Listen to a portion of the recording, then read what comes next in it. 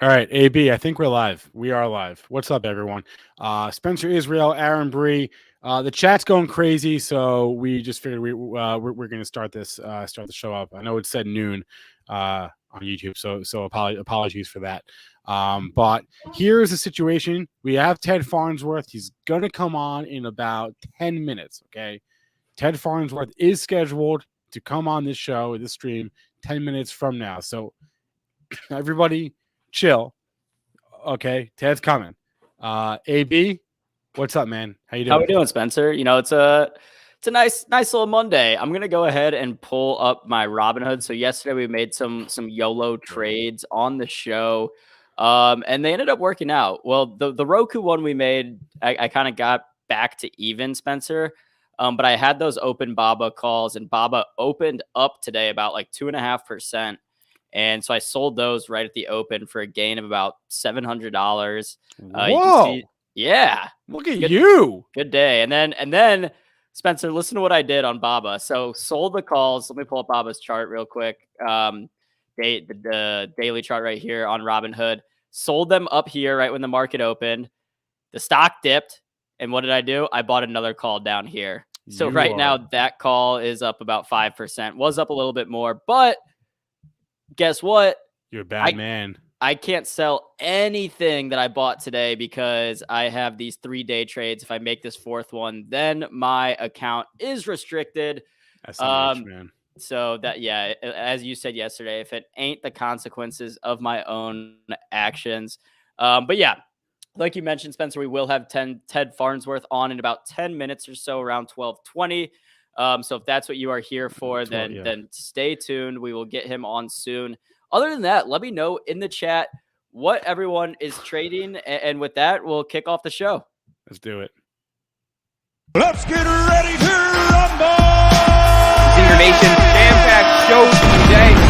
Peloton up 5%. What's up, disciplined investor? We got Benzinga CEO Jason Raznick here with us. The man, the myth, the legend, Tom Nash. Peter Schiff on the Power Hour with us live today. Interesting, different, unique, innovative companies. Mia, you are live with us on the Power Hour. What's up? Thank you so much for inviting me on. Jessica Billingsley is the CEO of Akerna.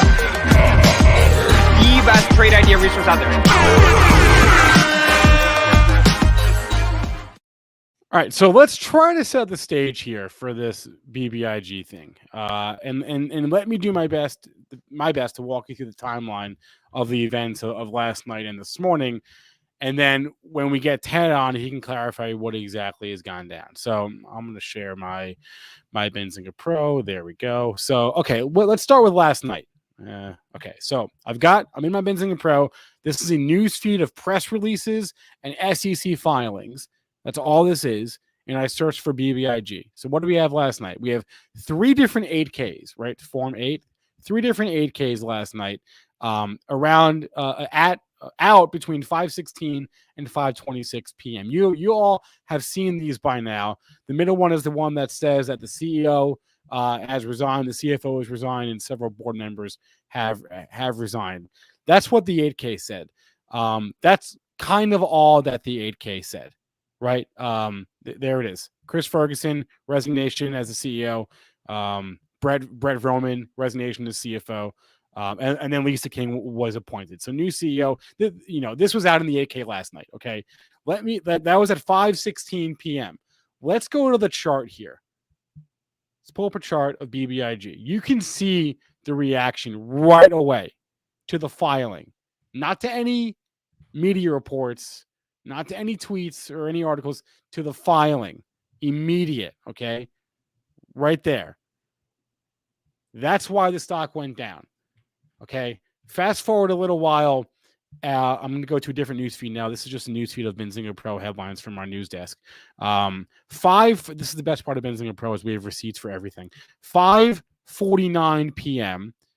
was our first headline on BBIG. 5:49 p.m. At that point, the stock had already actually bottomed. It had already bottomed for the after-hours session, right? This is right there. We actually bottom ticked it. That's pretty impressive. So we post about the 8K at 5:49. We post a little longer version of an article at 6:06. Okay, Fast forward to this morning, 12 hours later, right? 6:18 a.m. Let's go back to my press release feed. It was actually 6:15. 6:15 a.m. 12 hours after the filing, 13 hours after the filing. Math is hard. And they come out with this press release and they clarify. Well, they provided more color on the news from yesterday, what Chris is actually doing, what Brett's actually doing, what Lisa's actually doing, 13 hours after the fact. And so can we pull up, let's go back to my chart. Let me zoom out. This is a 1-minute chart, by the way. It really wasn't a reaction to the press release this morning. But I guess if you zoom out and you can say the fact that, let's zoom in here, the fact that we're trading higher today is in itself a reaction to the press release. But clearly, the market is confused about this.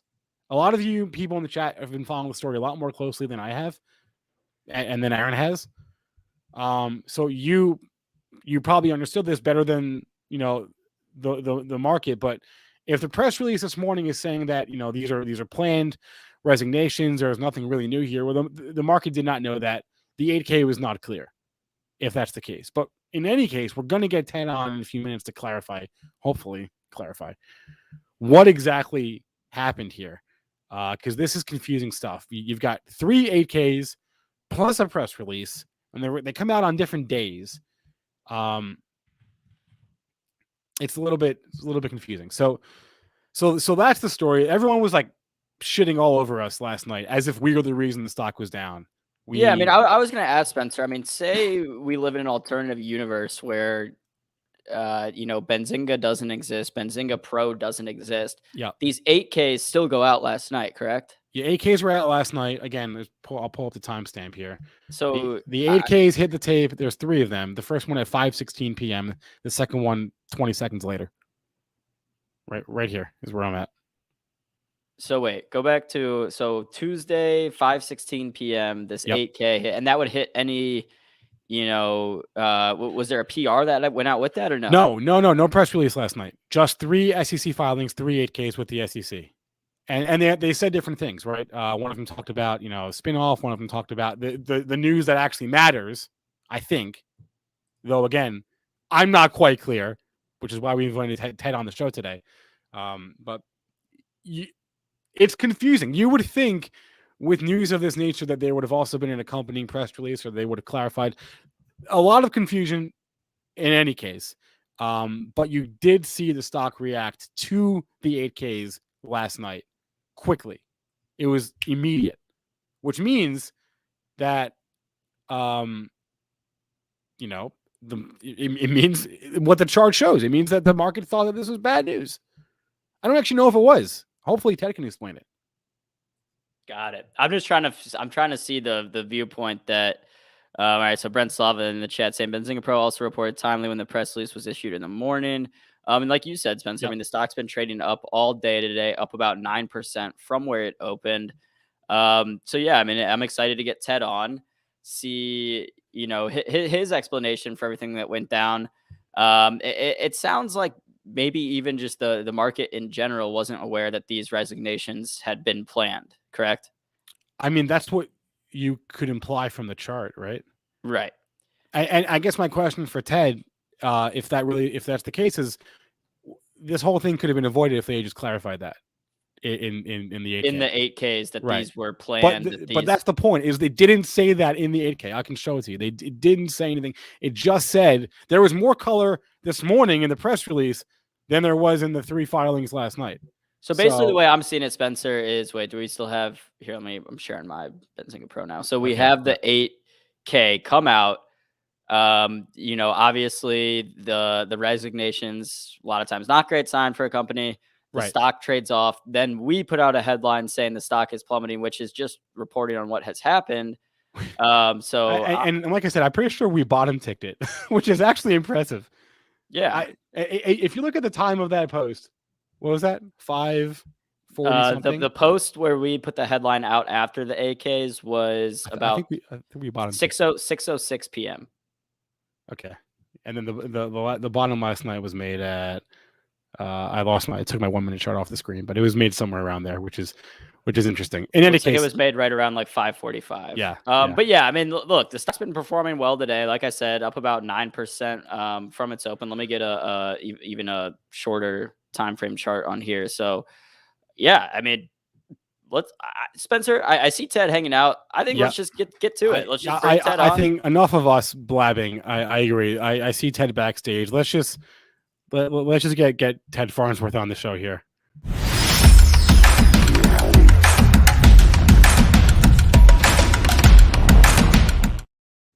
There he is. Ted How you guys Farnsworth. doing? How are you? Good. How are you doing today?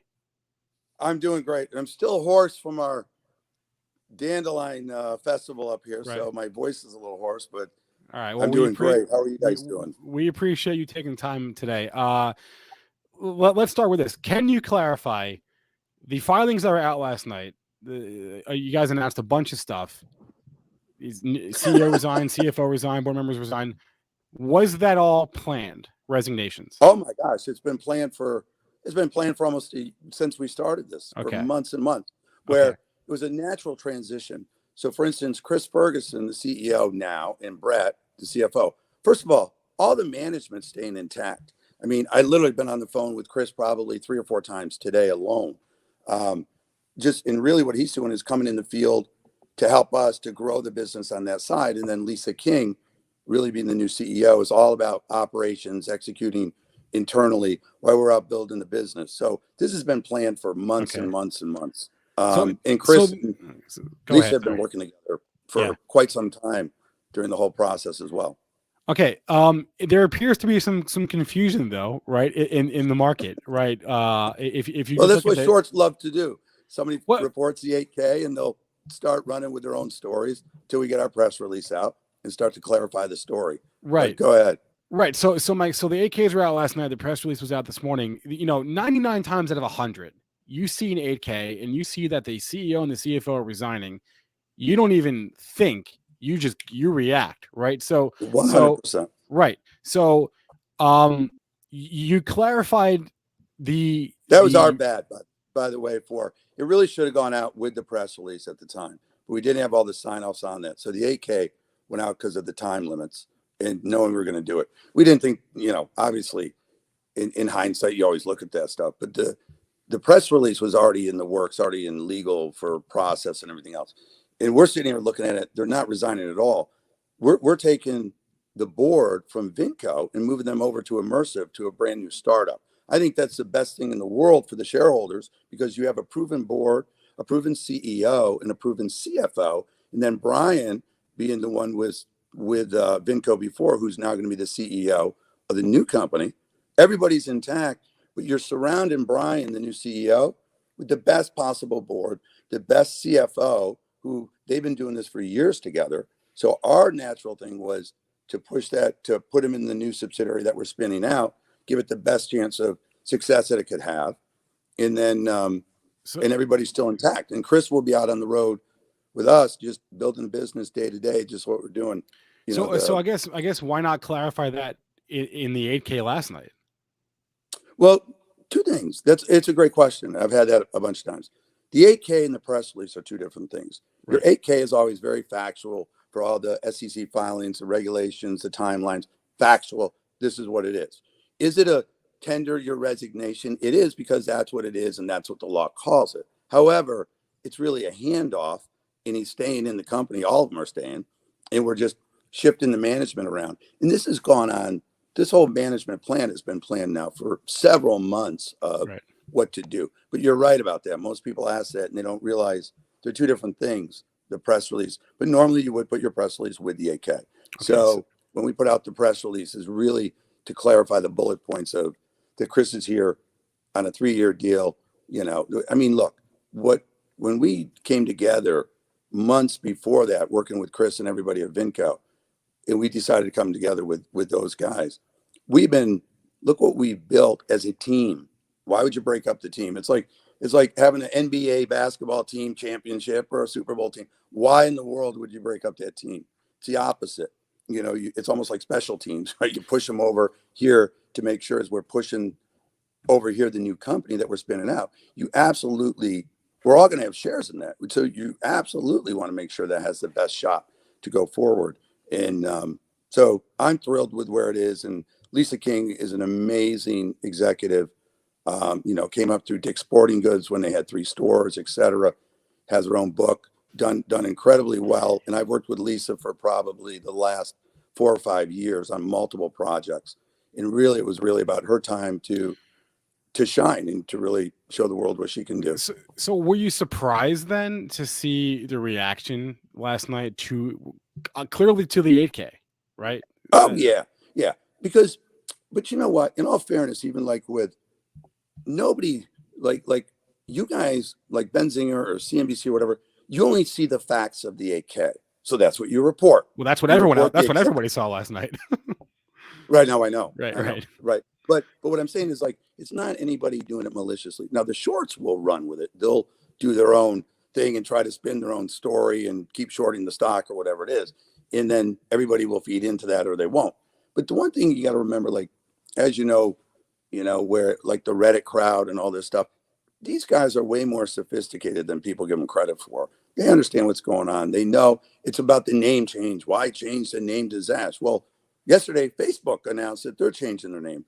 Last time I checked, Mark Zuckerberg is pretty well.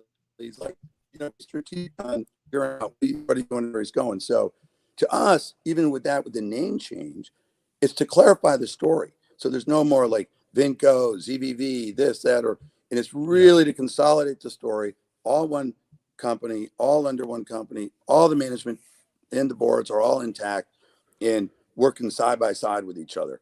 And look, we got 62% of the vote of, last week or whatever date it was to do that.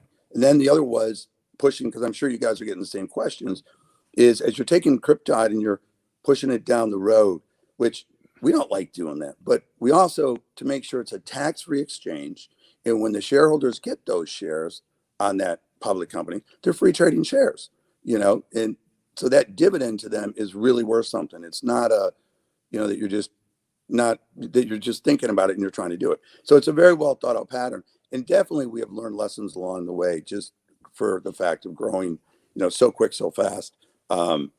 But besides that, it's like, I'm thrilled to have the management teams and everybody all going full speed ahead. We were a little shocked for the reaction of it. I mean, we knew there'd be some reaction, but we were a little shocked. Ted, what's the, I guess, like lesson learned here? Is it to make sure the press release is ready to go out with these 8Ks, or wait till the next morning to put out these 8Ks? I mean, listen, what? That's a great question.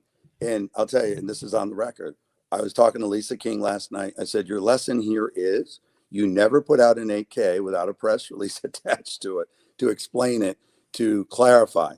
And, it's just one of those things that happen of going through the process of switching boards or whatever it was. And it was nobody. And look, Chris, everybody, they felt horrible. And I said, guys, it's okay. It's like when we started out on this journey, literally you had like a $20 million market cap. I don't know, 8-9 months ago. It's like the market will figure out, as we keep telling the story, exactly what we're doing as we're acquiring companies and things like that. Ted, the chat, all they really want to know about it is the spinoff date for Tide. Speaking of 8Ks, that was actually the first 8K last night. That hit before the other ones, where you announced that the new record date is changed to October 22nd. Clarify the timeline for us here. It was, look, it's out there on the 8K, and it was whatever the date was on there. But the reason why it got pushed out was exactly what I said. Was with the lawyers and everybody else sitting here saying, look, when you give this dividend, you want it to be a tax-free exchange for the shareholder, as well as you want it to be free trading for the shareholder. And he's pulling it up right now. I see. I love it. Yeah. So here, real time. He's pulling it up. I'll just read it to you directly. Okay. Yep. Upon successful completion of the standalone audit, the company anticipates filing the Form 10K the week of October 25th with a record date of approximately 60 days post-filing, which would be on or about December 27th. Again, correct. All in the 8K, guys. All right there. Right. And what people will do is the shorters will grab that and just grab, another delay, whatever, And it's so methodical. Look, our law firms are Greenberg Traurig and Vinco's got their law firms, and DL Piper. You have great people around us that sit here and give us advice on these things of how to do it and what's best for the shareholder. We don't always make the right decision. We never will. It's like you're always going to have like a mess up like this. But to your point, when I was talking to Lisa last night, I said, lesson number one, you never put out an 8K without a press release. And that was our bad on our side. And look, we're moving 1,000,000 miles a minute. I knew the 8K was going out. I wasn't really thinking about the press release. I thought it was going to be attached to it, but it's like, you'll see over the next few weeks all the different things we got going on. I mean, we're a little busy. Just to say. I mean, go ahead. Okay, so I hope that we're gonna be seeing some filings and press releases to go with them. Oh, you will. You absolutely will. Okay. And look, I love coming on your guys' show to clarify stuff. And anytime where there's confusion, and then confusion breeds confusion.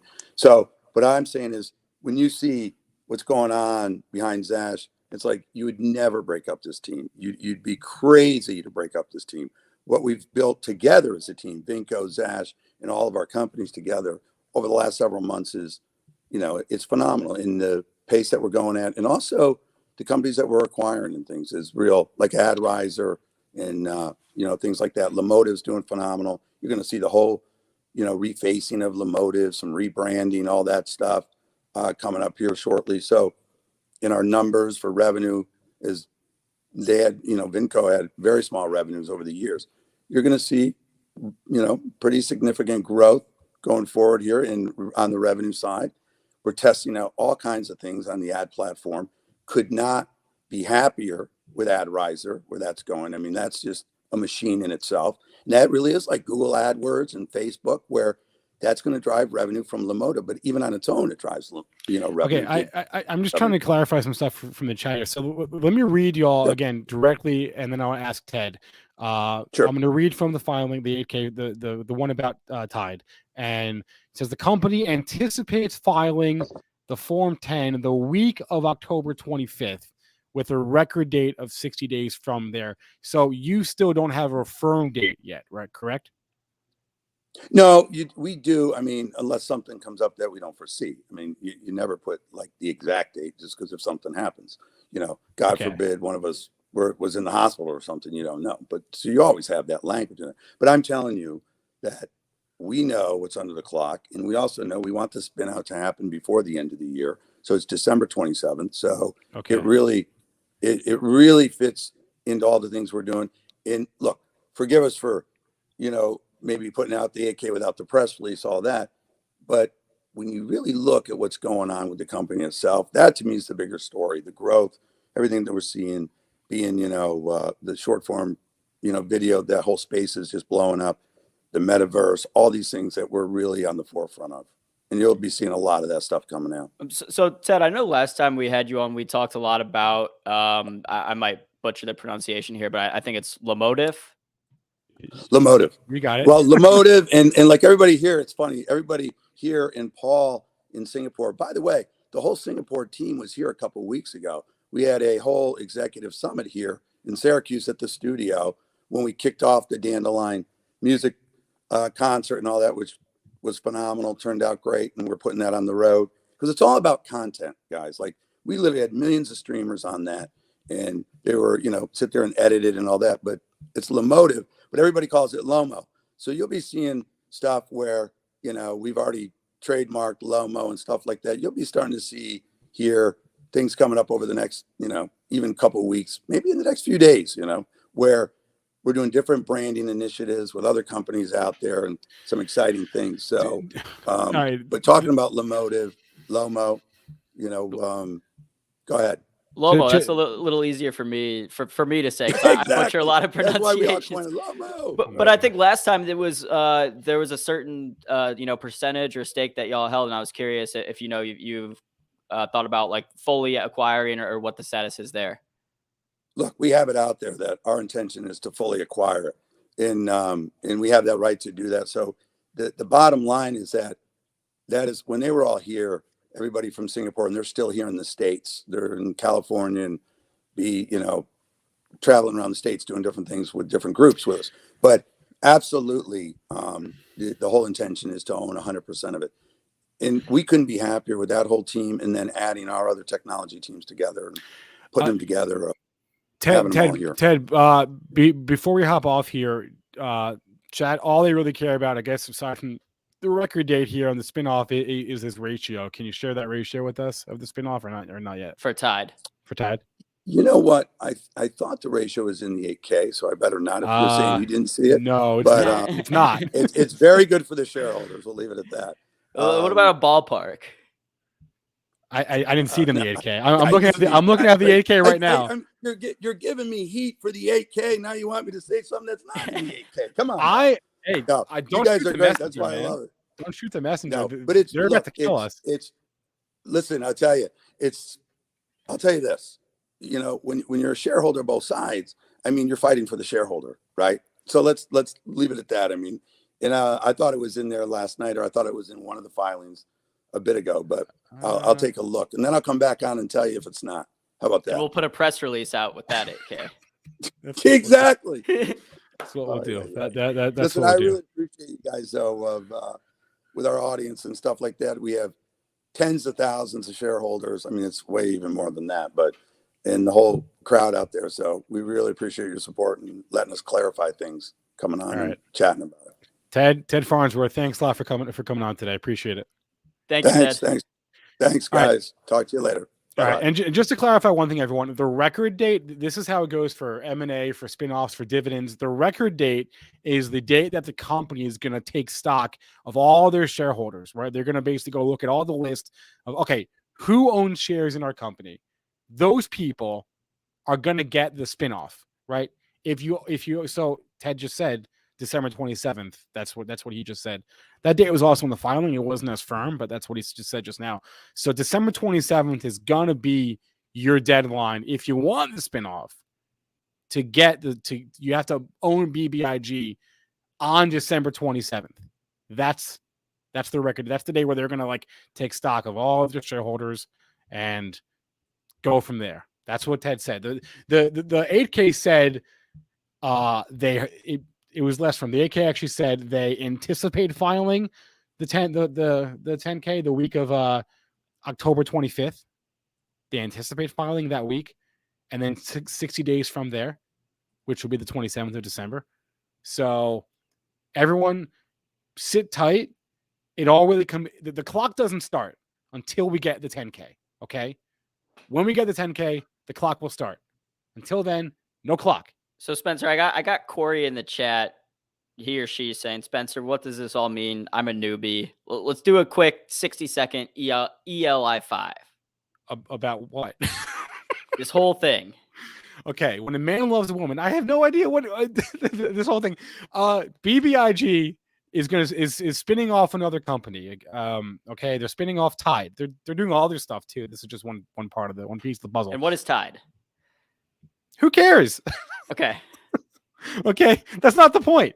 The point is they're spinning off Tide. Okay, that spinoff hasn't happened yet. They have to let their shareholders know when it does happen. They're going to let the shareholders know in their 10K, in their quarterly filing, which hasn't happened yet. From there, 60 days from whenever that filing hits, is going to be the date where your deadline to own the stock if you want the spinoff. That's the bottom line here. I'm not going to sit here and pretend that I'm an expert in BBIG. I don't think I'm acting like one, but I do understand like the timeline process.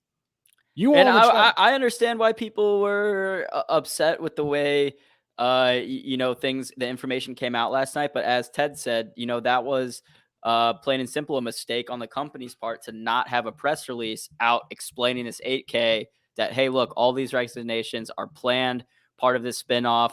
Because if you just see that information come out with no explanation, with no color, and you see, all these guys are resigning, of course the markets are going to react like that. And that has nothing to do with how we reported it or anything else. So, I mean, it's a interesting situation to say the least. I think understand the type of people that are trading after hours, right? They see that it's people and it's also bots, right? It's also algos. They see an 8K, and for the record, Form 10 equals a 10K. It's the same thing. Form 8 equals an 8K. It's the same thing. You see an 8K, CEO and the CFO are out. You don't think You don't even care. You sell. That's how these things always work. Okay. In this case, there's obviously a little bit more to the story. You had to either know the story or wait 13 hours to get the story. So that's why the stock reacted the way it did last night. I'm just curious in the chat, like, and we have our next guest here. We have to bring him on in a second. I see him waiting, but like, I'm almost afraid to ask this question, but like, what percentage of y'all's portfolios is BBIG? I really just am genuinely curious. I'm not trying to shame. I'm not judging. I'm just genuinely curious. What percentage of y'all's investments is BBIG? Is it like, are we talking like 90%? We're talking like 10%? Thank you, Benzinga Crypto. That's very helpful. Whoever's posting for the Benzinga Crypto. Logan's in like Psychology 1000 right now in Ann Arbor posting on the. Thank you, Logan. That's extremely helpful. 50, 15, 0, 100, 100, 75, 40. Seen a couple of 69s. That's very helpful. 5, 70. Trading options only. Didn't even know this stock was optionable. So, okay. 1%, 5%. Okay. I'm just curious. Just want to get an idea. All right. So I hope you guys enjoyed that. I hope we have more clarity. I think we have more clarity. The bottom line is wait for the damn quarterly filing. Wait for the 10K. The week of the 25th. So that's next week, right? Yeah. I don't know. What's today? Today's the 20th. So yeah, next week we'll get their quarterly filing. Presumably there will be more color in that. Presumably that will determine the record date, and then we just go from there. So yeah, and I don't know what the stock is doing. I haven't looked since Ted came on. What is it doing here? It's down. Okay. Yeah, guys. Sorry, there's a bajillion market players out there. Sorry. Yeah, blame the market makers, not us. I don't know what to tell you. Smash the like. We get Ted Farnsworth on the show. To give this explanation. You will not find this anywhere else on YouTube. You can go tune into other places, CNBC, but you won't get this transparency. And at the end of the all right, you're breaking up. It's not our job to make sure your stock goes up. Okay, sorry. I mean, I don't know what else to say about that, but we got our next guest is here just like laughing in the background about this, so we should probably bring him on here. We're going to transition away from the BBIG talk, so if that's why you're here, great. You just got to have 38 minutes of it, and now we're going to move on with the rest of our day. All right, so our next guest is Will Rhind. Yes, smash that like button. We've got Will Rhind here, the founder and CEO of GraniteShares. We're going to talk inflation and commodities here with Will. So let's get Will on here. Will. Oh, sorry about that. That was my fault. Will, what's up, man? How are we doing? Hey, how are you? Doing great. We're doing great. We're doing great. Our chat hates us right now, but like, it is what it is. How's your day going? Doing good. Thank you. Okay. Will, you're the CEO of GraniteShares. You guys have a couple commodity-focused ETFs. I guess let's just start beyond that here. Inflation is a thing. Is it transitory? I don't know. You don't know. No one seems to really know. But what are you seeing right now with your different ETFs and the various commodities? Because theoretically, a lot of commodities are seen as inflation hedges. Whether that actually happens is, of course, a different story. Yeah, no, absolutely. I mean, I think the key question, like you said, is inflation.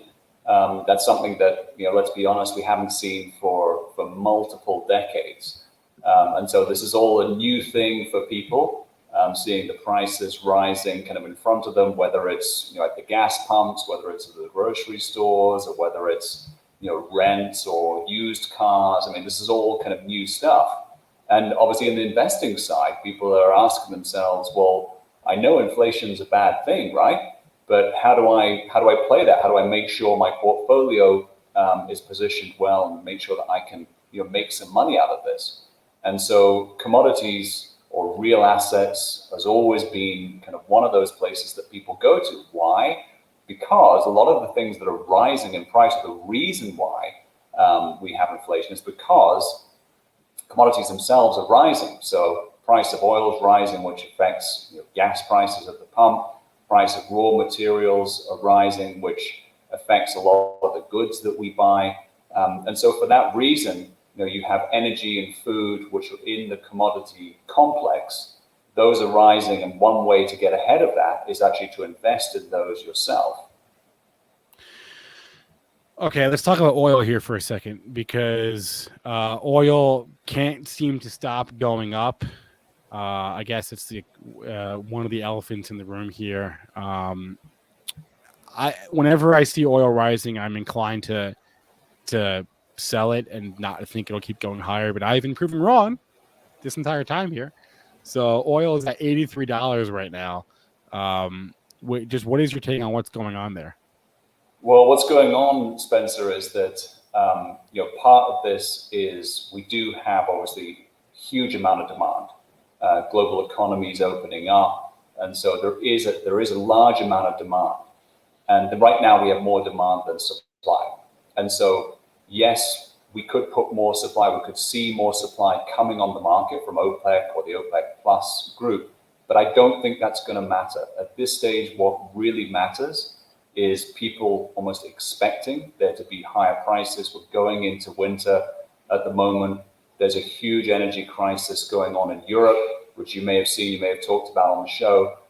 But gas prices in a lot of Europe are the equivalent of over $150 a barrel oil. And so people are sort of worried that might happen, that could happen here.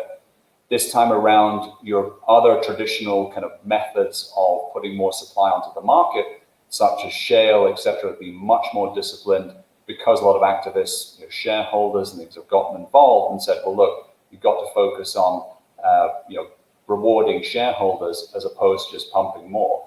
And so from that perspective, we're in this situation where the market's pretty tight, prices are going up, and I don't really see the reason or the catalyst for prices to go down in the short term. Are you brave enough to throw out a target for us, or no?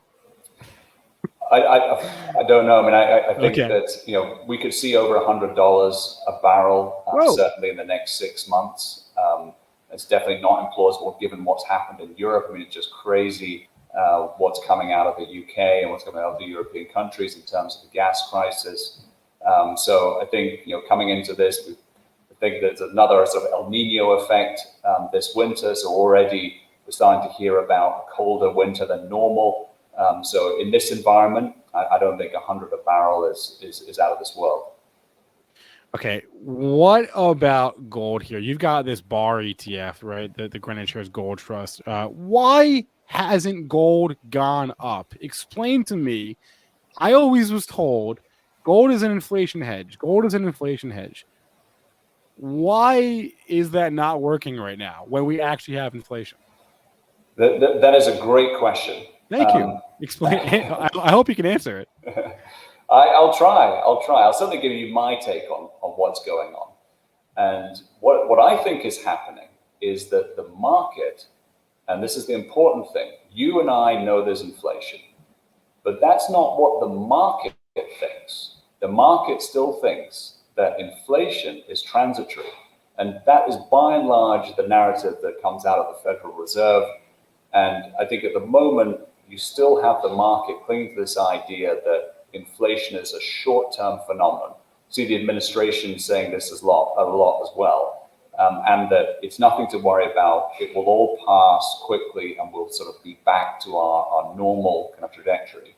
Now, because of this, gold prices aren't reacting in that way because the market participants or the market more broadly, doesn't think that inflation is a problem. But I think the moment that there's an acknowledgement by the market that inflation is a problem, then I think we see gold prices significantly north of here. But until that point, you have this scenario where the dollar's been strong, you have inflation transitory narrative, and that has suppressed the price of gold for the moment. That's about as good a theory as I guess you can throw out there right now, but I get everyone is sort of scratching their heads. So in theory, based on what you just said, if the Fed were to come out, well, they already have come out actually to some extent and said that, yeah, inflation is a bit stickier than we thought it would be right off the bat. But if they were to come out and reiterate that in theory, then you think gold should go higher. Well, I think so, Spencer, because the inflation is not great for the market. I mean, let's be honest. I mean, you can't really have a situation where, on the one hand, the market acknowledges that inflation is a problem, but yet we have stock markets at all-time highs. Because as we know, right now, we're still at a situation where the earnings, at least what we've seen so far, earnings have been really strong. So that means that companies are able to pass on inflation effects to customers where relevant, or adapt to this particular environment and still post great earnings. Now, that all ends when they can't do that. And that's why inflation at the end of the day is a really bad thing for markets more broadly. But we're just not there yet. What about this idea that everyone who would have bought gold would just much as rather just buy Bitcoin, right? I definitely think that there's some of that going on. But I think your kind of traditional gold investors are still sort of resolutely pinned to the idea that gold is something different, it's a different investment. They'll still be kind of in the gold camp. That doesn't mean to say that they have not or would not buy some Bitcoin as well, but I think that's largely, Bitcoin is largely sort of a newer investment crowd that is in that. And I think based upon my experience of the two camps, that's a different investor. You're the CEO of an ETF company, so I guess I just want to ask you real quick about the Bitcoin futures ETF, right? What do you make of the opening? It was almost $1 billion in volume yesterday. It took in $500 million in inflows in one day. Seems like it's tracking the NAV pretty good. So, what's your take on all this? Well, it was nothing short of phenomenal. Yeah. I think that I to be honest with you, I was surprised. I did think that there would be a lot of demand, but I thought that might be muted a little bit because the price, I mean, yesterday's price, I think it opened up around $62,000 a Bitcoin. So I thought, okay, if it was 30,000, it could be significantly higher, but who's sort of jumping in and buying Bitcoin that aggressively at that price?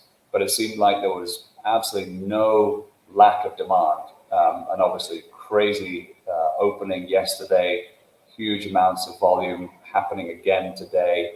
So I think, again, to me, shows the strength and the power of the ETF wrapper, that's the weapon of choice for investors. Yeah. And that, there's still some lack of trust with some of these other venues, with other platforms in terms of buying crypto. Nobody wants to be hacked when they're, holding an investment on a platform. And so the ETF, at least, you can say a number of different things, but you're not going to lose your money because of someone hacking you by buying an ETF. Right. Yeah, it seems like yesterday was a gigantic victory for like ETF people, right? People like you, because it just showed that the ETF can handle the volume, and it can trade with a tight spread.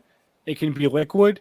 It can track the NAV, net asset value, and it can do it. It can do it well, even in a environment like yesterday where there was a ton of demand. So I think it's just a big victory probably for. Yeah, I think it's in many ways it's the greatest expression, I think, of what an ETF is, which is it gives market access to markets that are either difficult or there's some sort of issue that prevents it being kind of ubiquitous or available to everybody. And so when you look back at the history of ETFs, some of the greatest kind of products have been where the ETF has unlocked a market that has caused problems. So if you look at gold is a good one, back in 2004, different other asset classes as well. I think that's really like the power of what an ETF does, is just puts whatever that investment is or that asset class is in your portfolio in a way that was not available before. Yep. Yeah. Great point. Will Rhind is the CEO of GraniteShares. Will, thanks a bunch for coming on today and hanging out with us for a few minutes. We appreciate it. Always a pleasure. Thanks so much. All right. Let's get AB back here in a second. Okay, so just to put a bow, I think put a bow on the BBIG discussion. I guess here's what I'll say about Benzinga and how we fit into that. Our headline last night was reflective of the 8K. Okay. Should we have known that the what's up, man? Should we have known that the departures were planned? Potentially. I mean, it sounded like the shareholders held a vote on that. So I don't know if that becomes public info at that point. There was probably a filing at some point that the shareholders were holding. It is impossible. I would say, just from a practicality standpoint, it is basically impossible for our news desk of 20 people to know the details of every single stock out there, right? It's just not realistic. And that's not just for us, it's true for everyone, because I saw headlines last night on Market Watch, on Seeking Alpha, and they all said the exact same thing that the 8K did, which was resignations. They did not say what the 8K didn't say, which was that these were voted on, they're moving to a different company. So I think the takeaway here, yes, I love Stonebridge. Rewind the stream like 50 minutes, 40 minutes, right? The takeaway here is that company could have been clearer, and media sometimes, right, needs to take a second and, try to understand the story. But but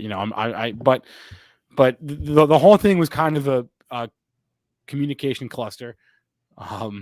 It's not every day you see that kind of filing come out with no press release attached. Phil is asking why BBIG is down today, or down since the interview. Man, I don't know. I'm here talking to you. I'm not trying to pump. We don't own this stock. We don't own it. We're not short it. No one here owns BBIG or is short BBIG. We have no dog in this fight. Only thing I genuinely care about is being right, like accurate with the information. That's what I genuinely care about. Okay? Accuracy.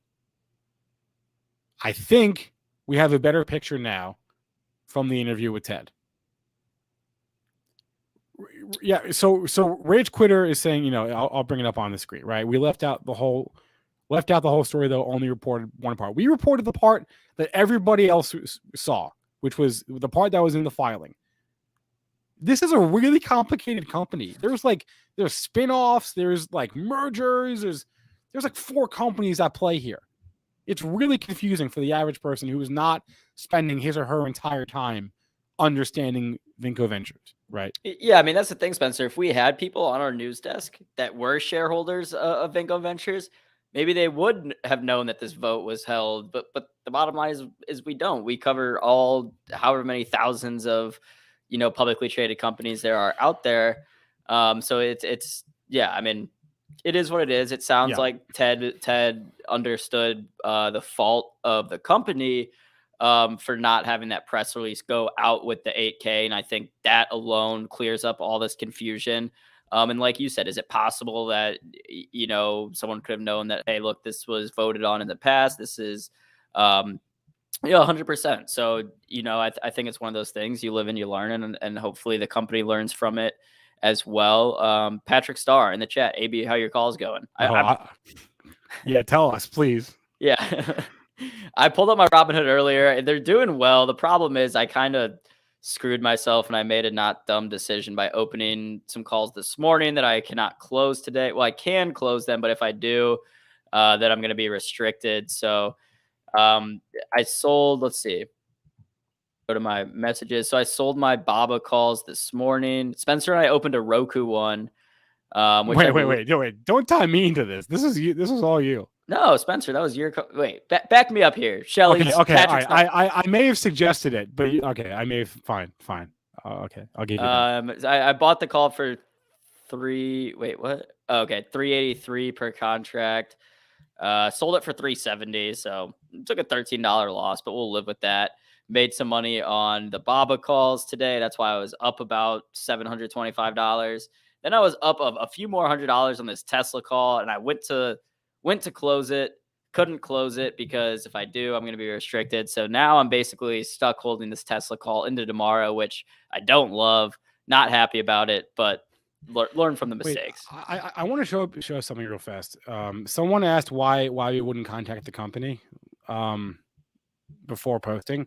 So this has been Benzinga Pro. This is our real-time news platform. It's behind a paywall. You have to pay for it, yada, yada, yada. Okay. This is a news feed within the platform. This is just a news feed of headlines that we post. Look how many headlines we post. It is constant. And if you know anything about the markets, you know that all the news happens before the market opens and after the market closes. Okay. So I'm scrolling down here to last night because I just want to show you all. I still haven't gotten there yet. I'm trying to get to last night. Still haven't got, I want to show you all just the frequency. Oh, here, I'm there. Okay. So we're at 4 p.m. Eastern. That's where we are right now in the newsfeed. Look how many headlines we're posting after hours. Okay. It is the reason we have SEC filings is to communicate this stuff to the public, right? We cannot be calling every single company to verify every single fact in every single 8K or SEC filing. We can't, it's not feasible. That's not how the stock market news ecosystem works, frankly, right? You call the company when there's a major unknown and you're trying to figure out why, right? Or there's another report out there and you want them to confirm or deny on the record. You do not call them about stuff that's in the 8K because they'll just say, hey, dummy, look at the damn filing and hang up the phone on you. That's what a company would do if we call them, hey, excuse me, is the information in your filing right? No, I'm not going to call a company and be like that. So I just want to. I'm moving on here, but I thought it was a genuinely good question, right? Like, why don't we call the company? Because it's not feasible for anyone to do that. That's why. That's why we have SEC filings in the first place, right?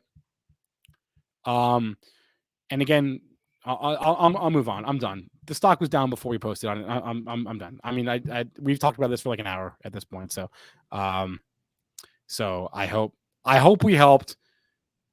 If you own the stock, good luck. Genuinely, I'm not being like an asshole. Like, good luck. We have Aaron has longs. I own stocks. We all own different things. In my case, mostly ETFs. Our next guest has long positions. I hope everybody makes money. That's I hope everybody makes money on everything. Life is better that way. But there's two sides to every market, right? You got bulls and bears, and that's what makes the market work. So anyway, moving on. Let's get Jesse. People talking about a lawsuit. They can sue if they want. They're not going to get anywhere, but they can do it. I mean, whatever helps you sleep at night. Wait, lawsuit against BBIG against us? I don't know, man. Dude, do whatever. I mean, look. You know what's funny is that we actually regained more than half of those losses from overnight. Like, what did we close out? We closed at 785. We got down to the mid $5, and we're clearly in the sixes. We're like halfway back. So I don't know. If I was long this stock, I would be less upset now than I was last night. Mark Zuckerberg, don't come at me with that right now. You are changing the name of your. No, AB, you don't learn. We tell you not to buy call options, and you never learn. Okay, but Mark is changing the name of his whole company because of bad publicity. I'm not in that big of a position. I mean, I bought some options that I shouldn't have bought. That's the bottom line. I don't have to change the name of my whole company because of bad press. So, Mark, I told you months ago. Worry about your own problems before you come at me. I told you months ago to stop buying call options. You're like, oh, okay. And then I'm up this week on call options. So, all right, whatever. Our next guest is here, Jesse Kaylor. We're going to let him run through some charts with us for a few minutes. So we're going to hang out. If you have a ticker you want to discuss that's not BBIG, you preferably drop it in the chat. We'll talk about it. RS is dropping Wish in there. We can talk about Wish. Let's bring Jesse on now. Jesse, hey, man. He's on mute. Let's get him off mute, though, for a second. There we go. Jesse. Unmute yourself.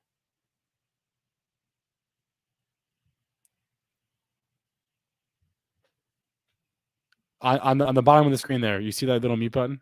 I think it's on you. I can't do it. You have to unmute yourself on the bottom of the screen. There's that microphone button on the bottom left.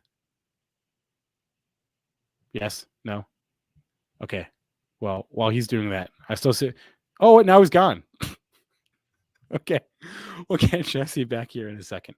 In the meantime, I wanted to talk about Tesla for just a sec. They report earnings tonight. Let's take a look. Have a look at the stock. No, this is the part where I disclose that I have a long Tesla call. that expires when? This Friday. Whoa. Wait, you didn't buy that yesterday, did you? No, I bought it today. That's the one that I was complaining that I can't close. Like I was up a couple $100 right. on it, couldn't close it. Now I'm down 140. Okay, we got Jesse back. Sorry about that, guys. Yeah, I like lost the StreamYard, so I could not find it to get back to it. So I'm gonna pull up my charts again and start sharing my screen. But how are we doing today? We kind are of a doing weird day. We're doing. I mean, it's a green. I'm gonna go because it's a green day, right? I mean, the S&Ps are in the green, and the Nasdaq is, I guess, a smidge in the red. But the Russell's green. How many green sectors do we have as opposed to red sectors? Let's take a look here. We've got. Looks like. Come on, computer. Why don't you work for me? Every sector in the green except for technology. So, I'm in a good mood. Markets are up. Yeah, I think I'm feeling good. I mean, I'm really happy because I had some weird plays. I think you see it in the chat with some of the guys, James and Easy. In the morning pre-market, we've been talking about the EDU plays and kind of going with the China oversold. I saw you talking about that. Someone mentioned EDU. I guess it was you. Yeah. I don't trade a lot of small $1.50, $1.80s, but I mean, it was just sitting there at $1.80. And one day he was in there talking about the education, and I was like, let's go in here and let's see what's going on here. I was like, I'm just going to throw 1,000 shares at it just to see. And then it went to like 245. I'm like, howled at half. And then today it was up like to 255, got out another 250. And I'm like, I'm just going to let the other 250 play around and just see if it goes to $4 again. Because this thing actually, has been performing. And I'll pull up the. Wait, real fast. But before I forget, I just wanted to plug something. We're doing something that we don't normally do on our channel right now. We're actually doing 2 streams at the same time. Our cannabis crew, our cannabis team, the crew that hosts our Cannabis Hour show, they're live in Vegas right now. They're live in Vegas at MJ BizCon, streaming live from the conference. If you're into cannabis and cannabis stocks, youtube.com/ I'll put the link in chat right now. youtube.com/Benzinga, but they're live right now. So it's very rare for us to have 2 streams going at the same time. I'm going to paste it in chat, but I just wanted to plug that. So let's get your charts back up on the screen. So we got EDU, New Oriental Education. This is a Chinese education stock that got rocked a few months ago. And you are now long. Is that right?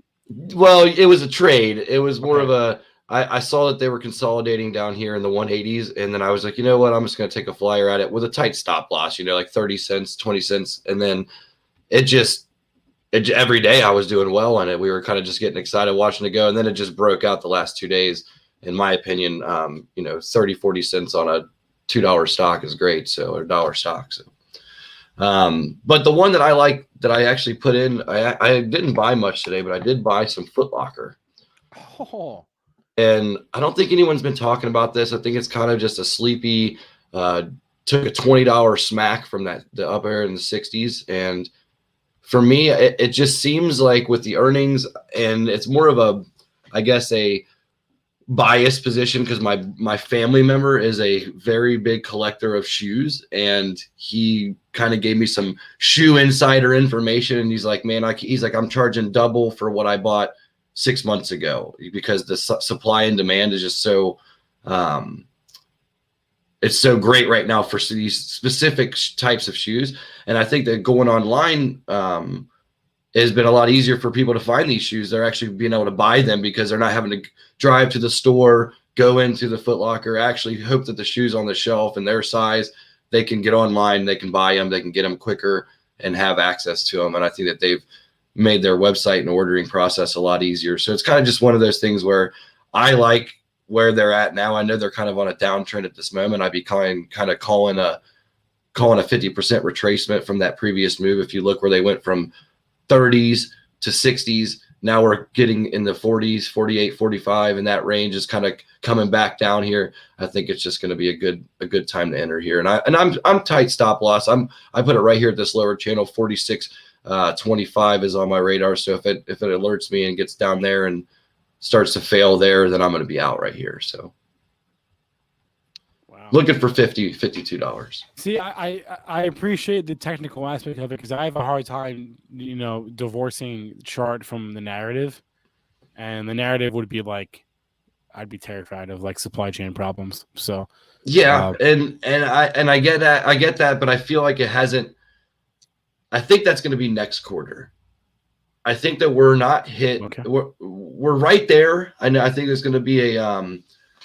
I know that you guys have been talking about it on pre-market prep. I know that I'm feeling it when it comes to like inflation, supply issues. When I go to the grocery store, I have young children. I have a lot of needs, different things that you're used to buying, brands, things of that nature, and they're just not there. You know, there's certain things. And I laughed at my wife. I said, you know, when I figured out that things were going bad is that they did not have chocolate chip waffles.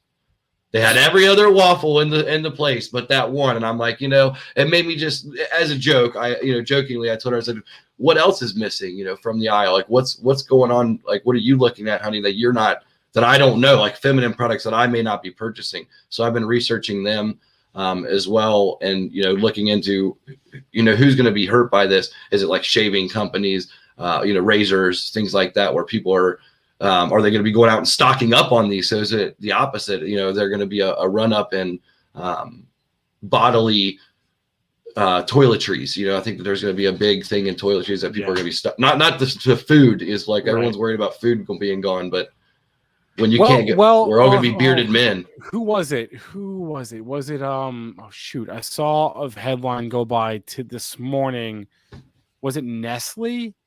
No, it wasn't Nestle. Some big international food/consumer staple conglomerate. I don't remember who it was. I apologize. Said that they're not seeing consumer stockpiling. They're not observing that. But I don't remember who said it though. Shoot. Really? It may have been Nestle. Hold on. I don't remember who said it. I'm sorry. No, it's okay. I'm gonna hold it against you. Yeah, I don't know. Anyway. You mentioned LVS this morning. That was on your radar. Yeah, and earnings tonight. What do you think? What do you think here? Are you long? What do you think is going to happen? So LVS is entirely a Macau play, right? Mm-hmm. You're not nothing to do with Las Vegas. Nothing to do with Las Vegas, right? It says Las Vegas in the name. No Las Vegas in the company. They sold their Vegas. They're all in Macau. So that's all that matters. My understanding is I listened to a podcast with someone who has lived in Macau for 20 years. Okay. And if you've been following the story, a couple months ago, the Chinese government basically came out and said, "Hey, we think we want to like exert more control over all the casinos in Macau." And every casino stock like took a shit on that, right? Las Vegas Sands, Wynn, you see it in the chart. What this guy who's lived in Macau said was he wasn't totally surprised by it, and I think people's like worst fears were that like they're just gonna like kneecap these casinos, right? And this guy was like, basically, nah, we don't see that being the case. I don't know where Macau stands as far as reopening goes and like and COVID. I have absolutely no idea if they're better or worse than we are in the US. I know they're much more prone to going into lockdown, but I don't know where they stand right now. So it seems like the initial was bad. The chart looked ugly, but I guess I don't know enough about it to like want to like stick my neck out and say, oh, it won't be I buy the casinos here or I won't buy them here. But similar to Alibaba, this is still the LVS chart. So similar to Alibaba, where like you could look at the chart and say, okay, this looks a little bit silly here. Is it really should it deserve to be down here? I'm with you there. I think there's a case to be made for LVS here too. Like, should it really be down here? Is I think a fair question to ask. So, and I agree. So I'm really big on these when I see these moves on the chart where you see, okay, it has a day where it should have never been at $2.53. I wish we were talking about it there together, and then we would be probably buying a whole bunch together. But let's see how it moves up. And it goes all the way up here to $54, hangs out, and then it blasts off. So this is the move I care about. I don't really care about this one here. I care about how it treated $34. It loved this area, and it blasts off up here to 90 and came all the way back, and then blasts off, came all the way back, and then not as much of a move to the upside. We didn't make another high, and it hasn't done that each time. Every time it's came here, it's made a lower high, if you notice. So maybe a play to like 52, even though that sounds crazy, but a play to 52 doesn't seem outrageous right now to me. And you have a short stop loss right here at 32.16, somewhere around there. Give yourself a couple bucks to the downside. I mean, you're looking for a big play to the upside. This is a longer term play. This isn't something that I would say is going to happen overnight. But even if you were to take a flyer on this and they get somewhat of decent earnings, then you're going to get $1 pop or so, maybe, in my opinion, that's easily done on a stock like this. But if it breaks out or breaks down to the downside, you don't have support, it looks like, until maybe some key option levels like 25, 30, 35, $5 intervals to the downside probably. So, yeah. Wait, holy, I missed this. I was busy preparing for the stream and stuff, so I did not see this. What did we miss? Until the chat just alerted me to it. Thanks, Zuckerberg. You wouldn't know about this. PayPal reportedly is exploring a purchase of Pinterest. Can you pull up pins? Pull up PIA. All right, that works too. PayPal and pins. Bloomberg reported that PayPal and Pinterest discussed taking Pinterest over for $70 a share. Holy. I'm not sure I get the synergies there, but it doesn't really matter, I guess. Yeah, wow. They don't care. So Pinterest was halted. It's out of the halt now, right? Yep. Yeah, that was hours ago. So yeah. Okay. Wow. Hey, it's not every day you get a midday M&A rumor, right? And that's big names. I love exactly. I love midday news because it never happens. You never get midday news. All the news. Gets everybody back in there trading again. Yeah, for sure. Wow. All the alerts are going off on their phones. Jay Rice, where have I been? It's a great question, Jay Rice. I was not looking at my Benzinga Pro, I'll tell you that. I was looking at Vinco Ventures, BBIG, for like an hour. That's where I was. So I was watching that. That was an interesting interview. Thank you. Okay. Another one is Ford. Yeah. I know that you've been long them. I don't know if you're still in not Ford, anymore. Not anymore. I sold at like 13. So the ongoing strategy with a couple members in our group, that one that this is like his baby, he's been nursing this one, and he's been buying shares, selling covered calls since it was, I think, at like $8 or $9, and it's been a great strategy. Then he got caught in some. He sold some 1550s that were expiring this week and was like, hey, what should we do? Or what should I do? And I was, we agreed in the group and said, hey, if it was me, I'd be taking half my profit off the table at this point and not trying to carry them. And then I looked today and it's up to almost $16. So I hope he's not hurt too bad in those. Price you pay selling some calls sometimes. Yeah. And selling some puts. Yeah. Depends on where you're at. That's how it goes. So, okay, let's see what else is on your radar here. And then, actually, wait, there was a question in the chat. Someone asked about Wish. Take a look at Wish here. Wish. WISH. I don't trade this one, but I can look at it just from the chart is how doesn't really need that. Wow. I mean,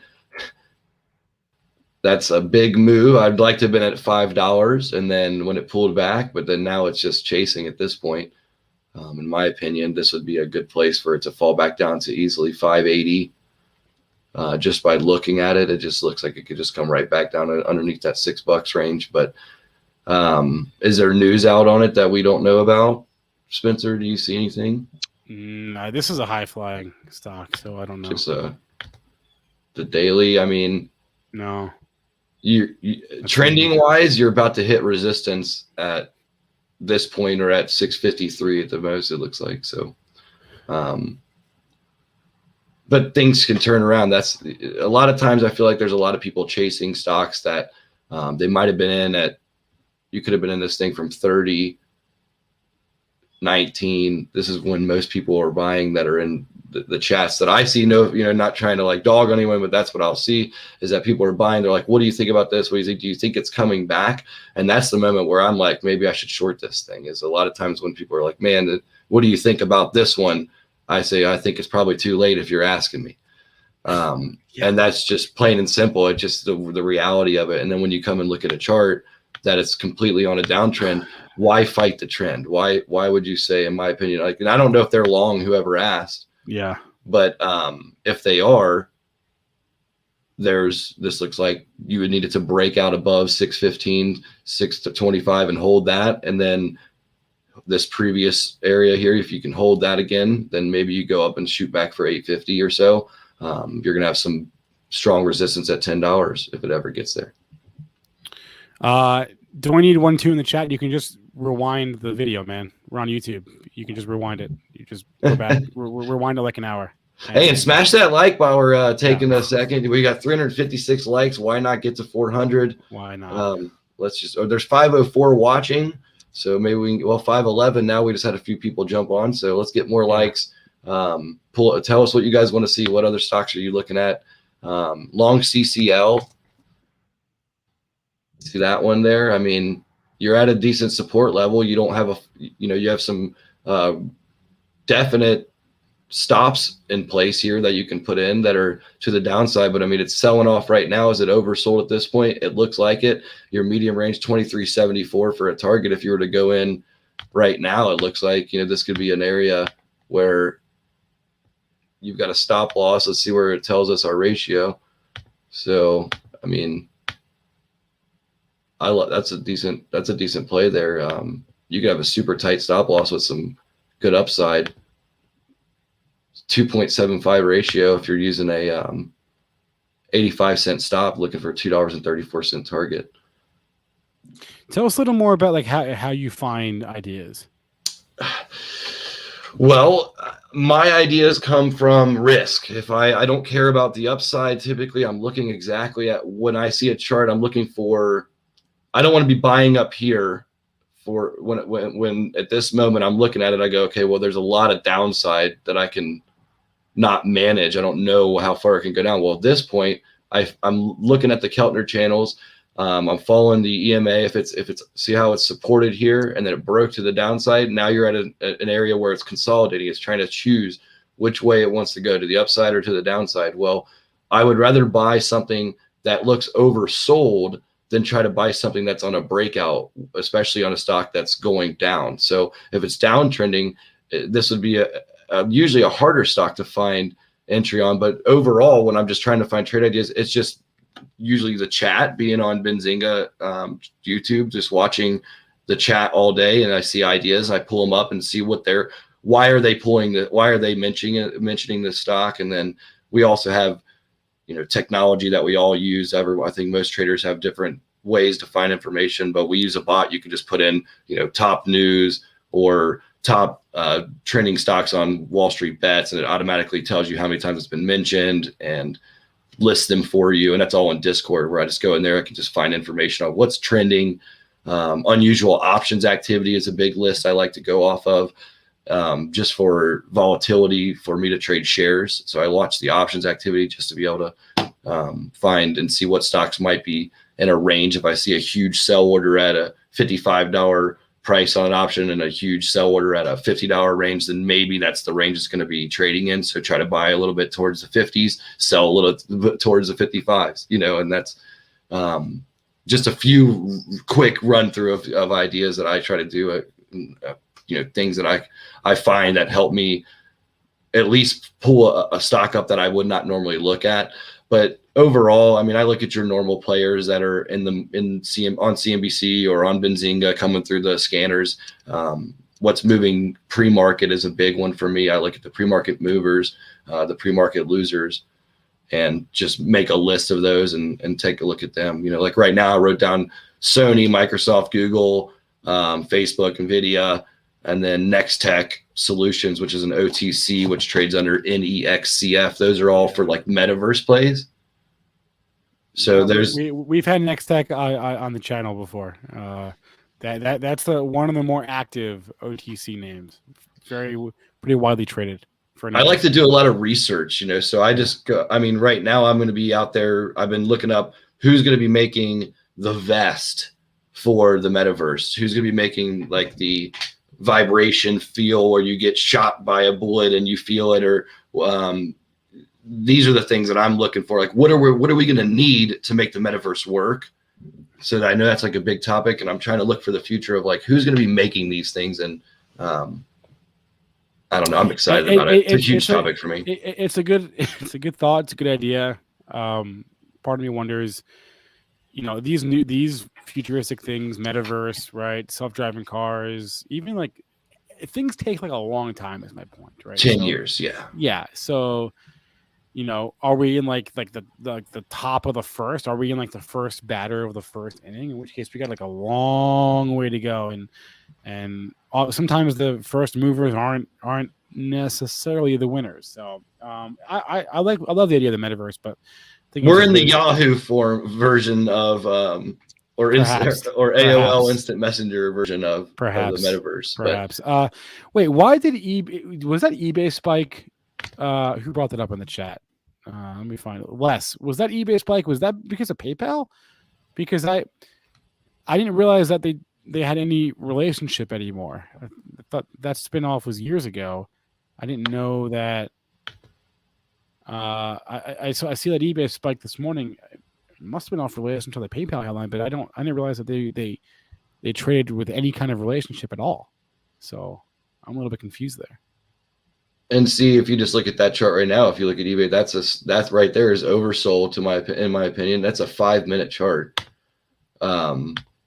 You pull up the 15-minute, you got a strong support here. This would be a good stop out if you were to try to get something closer to this 70, 74 be your stopping point. You get in around 74.50-ish.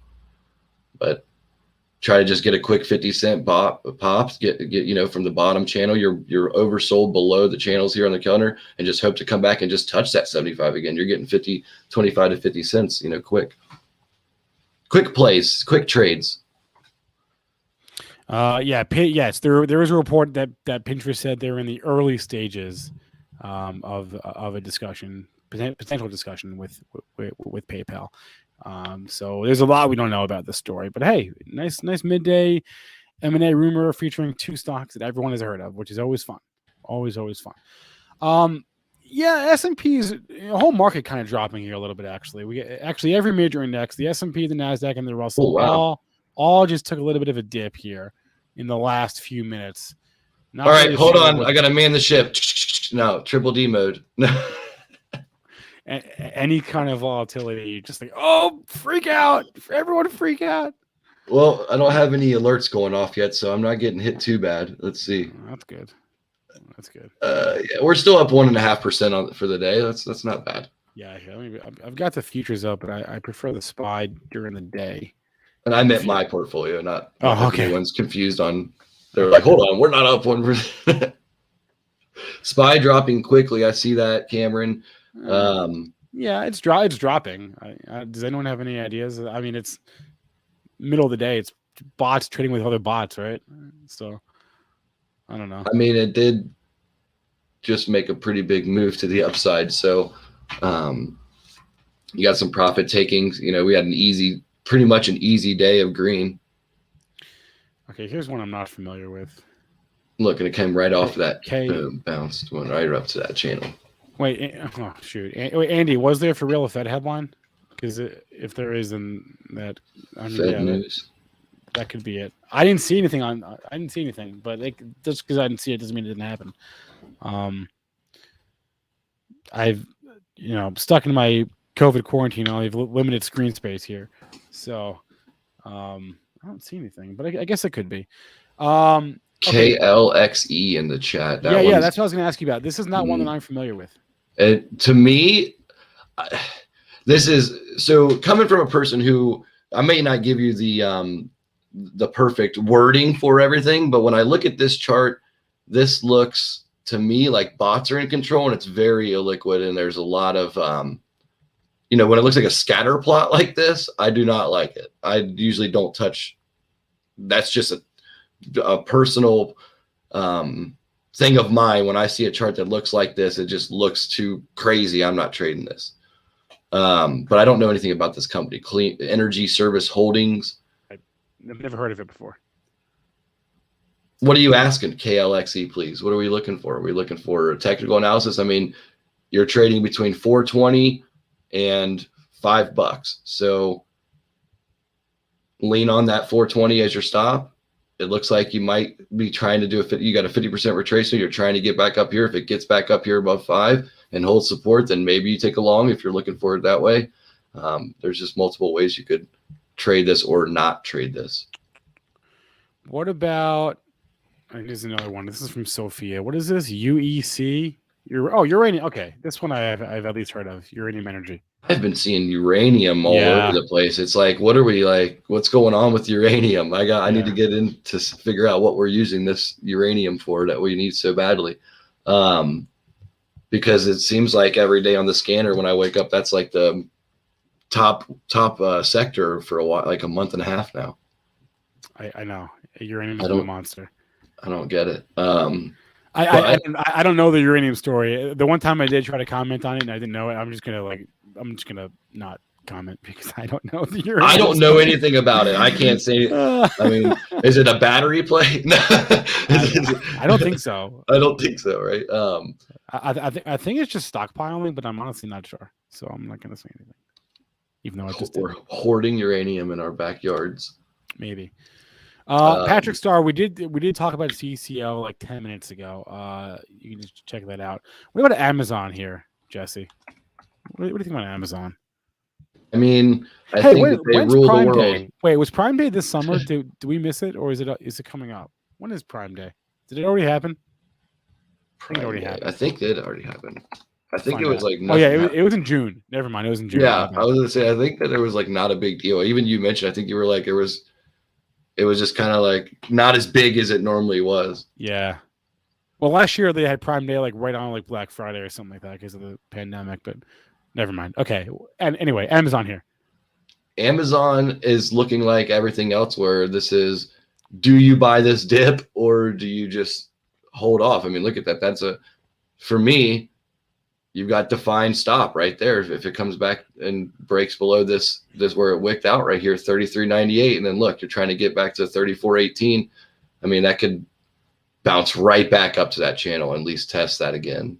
But the whole market kind of seems like it's taking a pullback for what is it? This is what's great about trading. Is it pulling back to keep on going lower? Or is it pulling back for us to buy the dip and get back in and see all new highs when we wake up in the morning? And that's, to me, I just don't know. For me, for Amazon, it's just way out of the realm. I didn't buy it when 10 years ago, like I should have. And I don't really trade Amazon. So I don't really know much about how they trade other than when I look at the chart right here, you're standing up. When you pull it out to the 45-minute, you're looking at it like this. You've got an uptrend. It's falling back, possibly down to 33.60, and then could continue up to the upside. But this one looks kind of scary to me. It's kind of hanging in a no man's land on the daily. If I was to look at it, but it doesn't look as. Yeah, it's hanging out up there. You had some defined support way down here. That was your entry. Was down here when it tested 3,200 back in the beginning of the month, and looks like you in the beginning of the month you went from 3,200 all the way to 34.59, 34.60. So you're saying a $200 move, you get a $100 pullback, 33.50. Looks ideal to me. 33.75, somewhere around there. All right. You want to take a look at ETTX? This is a therapeutics play in Tassis. They had some drug news out yesterday morning. Wait, Monday and yesterday. Monday What's after the the news? close. It was Monday after the close. That's what it was. It was Monday after the close. They had a phase 3 trial meet its primary efficacy endpoint. That was Monday after the close, and then yesterday we had a couple upgrades. Today we have another positive note from BMO. So the news was out Monday afternoon, but on ETTX, their phase 3 attack trial met its primary efficacy endpoint. I don't know what the drug is or what it's doing, but I mean, you got a decent trade there. I mean, it's set up. There's your. It's coming back down to retest this. If you want to really have very minimum risk, you try to get it down there where it wicked. See if it breaks here, hits you, fills, and then you get out somewhere in between there. Not looking to get the very top, but get that middle. That's a quick trade, but that's on the daily. Doesn't move too much. You're talking Let's see. Let's pull this out a little bit. Yeah, look at that. Ugh. It gets to 432, 444. Not investing advice. Short it. That's what it looks like to me. But I'm anything with vaccine news, things like that. To me, it's almost like buying a fresh crypto. It's very lottery play to me. Yeah. You get lucky, you get the good news on, on a vaccine or a report for some trials that everyone loves the Alzheimer's plays, things like that. But I'm not a big fan of them. I like stuff that I do, like, play, take my kids to Dave & Buster's. Have I been to Dave & Buster's since COVID hit? No. Have you thought about going, or has it not even crossed your mind? It hasn't even crossed my mind. We had passes to Kings Island, though. If you don't know what Kings Island is, it's like the Midwest Disney World. It's kind of like a Cedar Point. Wait. Cedar Point is the Midwest Disney World. Yeah. Well, it's like the competitor version. I mean, some people like Kings Island better. Some people like Cedar Point. I've never been to Cedar Point, so I can't. Me neither. I can't say anything about it. I know we have big roller coasters, and we have like some of the largest like wooden roller coasters. We have some records, so we're looking all right here. I'm only like 15 minutes down the road, so I did take my kids there all summer long. And then now they have like Halloween Haunt, and they have the Christmas stuff. So they actually, those kind of theme park stuff, they're actually they're making strides to just not be, that 4 to 6 months time frame. They're finding ways to make money throughout the season, which is nice. All right, it's 1:32, guys. Jesse Kaylor, the links to his room, his Twitter, they're in the description of this video, right where it says his name, Jesse Kaylor, and he'll be joining us every Wednesday at this time. So just hang out, basically, hang out and talk stocks. All right, and with that, you guys, I appreciate you. Hit that like button. We're 20 away from 400. I'll be in the chat the rest of the day. Thanks a lot, man. AB, where you at? I know you're around. You're lurking. There he is. I'm here. I'm always here. You're lurking. All right. Well, what's up next? We've got Brett Simba from Simba Stocks coming on. Spencer. So Brett's, we were going to have him on, get technical during this time period, but now that we're changing the midday show, but I think we got to start getting Brett on our morning live trading show, because that's when Brett is really active, and he's just killing it all the time in the morning. So we were texting back and forth this morning about some of his plays, but maybe we'll find a time for Brett during that live trading show in the morning. Does Brett also buy call options 2 days before they expire? I don't know. Let's ask him. Brett. Hell yeah, I do. Hell yeah, he does. Hell yeah. Oh boy. 0 dates or die. Yeah. So Brett, this morning we were texting. He bought some American Express calls, and let's look. I'm gonna pull up the my Benzinga Pro. Pull up the American Express chart, because that trade looks like it's been working out for you, Brett. Yeah. So Amex was very, very strong for the past couple weeks, just holding around like all-time highs, right? You guys have it up there, yeah? So you can see not yet. Hold on, I'm getting my. You're slow. I'm fast. Keep going. Oh, you know yeah, you can see on the daily right there, we were pretty much the resistance was pretty much this 177 level or so. So we pretty much were looking for any type of breakout above that level. Yesterday we got a nice little close above it. We gapped up and then we sold off a little bit, but we held above 177. And then today we just kind of smashed through that pre-market resistance in yesterday's high. So that's where I kind of took an entry right at that 177.50, 178 level for 180 calls. And I think they're up pretty good now, right? Should be like, what do we get in at, like 150? Yeah, they're at 235 right now. This just hit my second trim. That literally was, you'll probably hear. How come is it that some of these like financial stocks like American Express, it seems like they do well when SPY is going, like we saw SPY take kind of like a midday dump here, and American Express actually started moving higher as SPY was making that move. Yeah, so financials are up pretty well today. I think they just came out with some of the rate hikes that they said they're going to save them for sure until next year. They're just talking a little bit about rates. I'm just looking here at like Live Squawk on my phone. But so you can look at like TLT dump. So usually when, you know, TLT takes a little bit of a hit, the bond market, you're going to see a lot of the financials and banks do pretty well. So that's why XLF has been relatively strong lately, while you see the bond market pull back. So, you know, financials are probably the strongest in class right now. I mean, XLF, right? That's the ETF. They're at all-time highs. They're just making new all-time highs the past 4 days. So, yeah, I mean, it's also can be like I think like an inflation thing, like more money out there. You know, banks are be making more money, right? So, of course, yeah.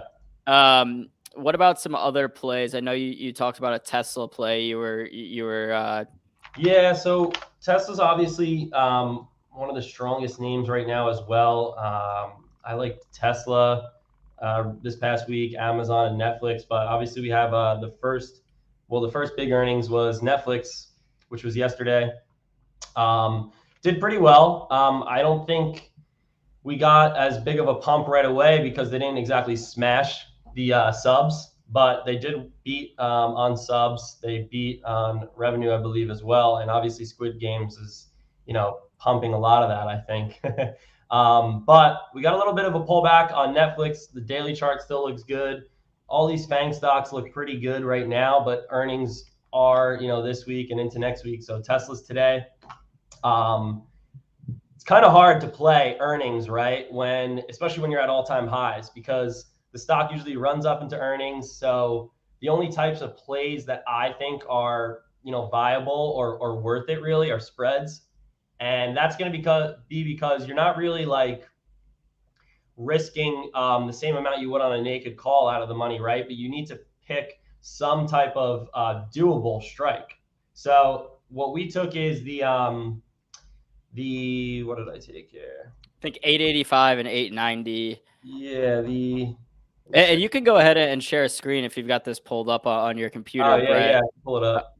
But I want to real quick back up for a second, and maybe you can just explain, you know, kind of like explain like on 5 and ELI 5 about what the spread is and kind of what you're trying to play there versus just buying a naked call. Yeah, so so essentially on this spread, right? So essentially what we bought is the 900 895 call debit spread. So it costed us $1.25. It might be a little bit lower. It's going to fluctuate probably between $1 and $1.30 or so today. And essentially all we're looking for is a move to 900, right? Basically when you're doing a debit spread, at least a call debit spread, you're going to sell the upper strike and buy the lower strike. And essentially what you're looking for in this type of play is a move above or, you know, close to before expiration, that upper strike. And I'll show you a good example that we took on a shop this week. But the play, if you guys want to hop in it, you know, I'm in it right now. Again, it's a risky play because it's for earnings. Again, so, you know, anything can happen. We could stall around this level, which would be bad. Could drop if it's not a crushing or stellar earnings. So, but the risk to reward is there. So for the 900 calls for the week, sold those, and then I bought in the same order the 895 calls. So they're at $1.25. So essentially how you calculate the profit is just the differences between the strikes. So 900 minus 895, that's $5, right? And then you paid $1.25. So you take the difference of those. So 5 minus $1.25, your max profit is going to be $375. So that's a 3-to-1 trade. You know, it's not a crazy move up, right? From here, we know how, you know, well Tesla can move after earnings. And the good thing about earnings is that it's in the middle of the week. So we have a couple days for this play to play out in case it does stall, right? We only need about a 4% move. Whoops. Why did it do that from the bottom? I like this because your risk is defined, right? Yeah. Your risk is always going to be defined too, you know, when you're taking a naked call, right? At the same time, because well, all right. But fair. You know, but it depends if you're letting it expire, worthless or not. But when you're taking spreads, I like them because they have a higher chance of probability, right? And you still have that defined risk, but because you have your defined profit, it's again a much higher probability trade. You can't just, you know, worst case scenario, not worst case, right? But and you know, unlikely scenario is, let's just say Tesla smashed to like 950, right?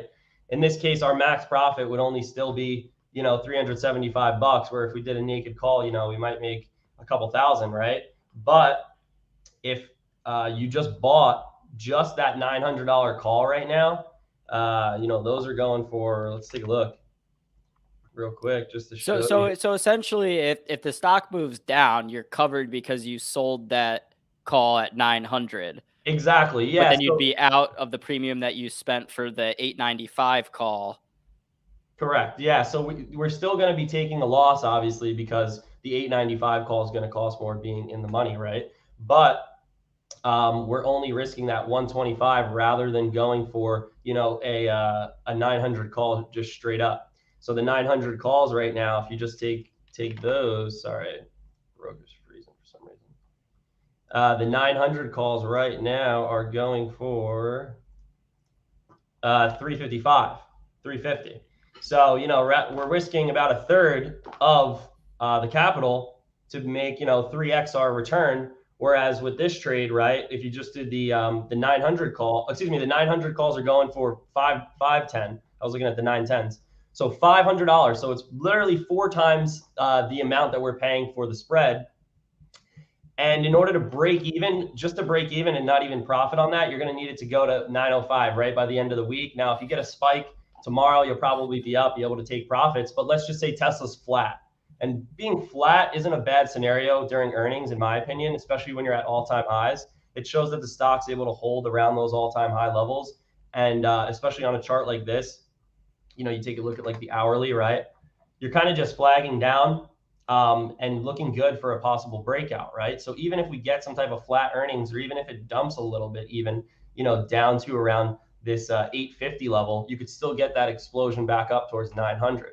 Now, if you close right around 900, even if you tag it, you know, 898, 900, 901, you're going to be able to make 100, 200% on these spreads rather than needing a move above 905. You won't get decayed as much either because you're going to be taking a gain immediately on that sell leg. So best case scenario with this trade, you want Tesla to end up above 895 but below 900? No, you just want it above 900. Okay. Yeah. So even though you're selling the $900 calls, you still want it to go above 900 because you have the 895 calls. So basically how it essentially works is, let's just say Tesla on Friday closed at 898, right? So that's 898 minus 895. That's exactly how you calculate it. That spread's going to be worth 3, right? So 300, we paid 125. So we're going to profit 175. Got it. Every dollar above 895, the spread's worth $100 because $1. Well, you'll have to walk me through one of these because I've never put a trade out on a spread like that. I've really only bought calls and bought puts. So, you know, next time, guys. Yeah, I mean, I'll show you guys a really good one. One of our picks for this week was Shop. We do these. We do our weekly PDF, right, where we do our top 3 picks. So these were our top 3 picks of the week. Every single trade is like crushing it right now. This was the chart we had for Shopify, right? We're just looking for a move to 1500. We basically entered on any hourly close above 1430. So you take a look at the chart, right?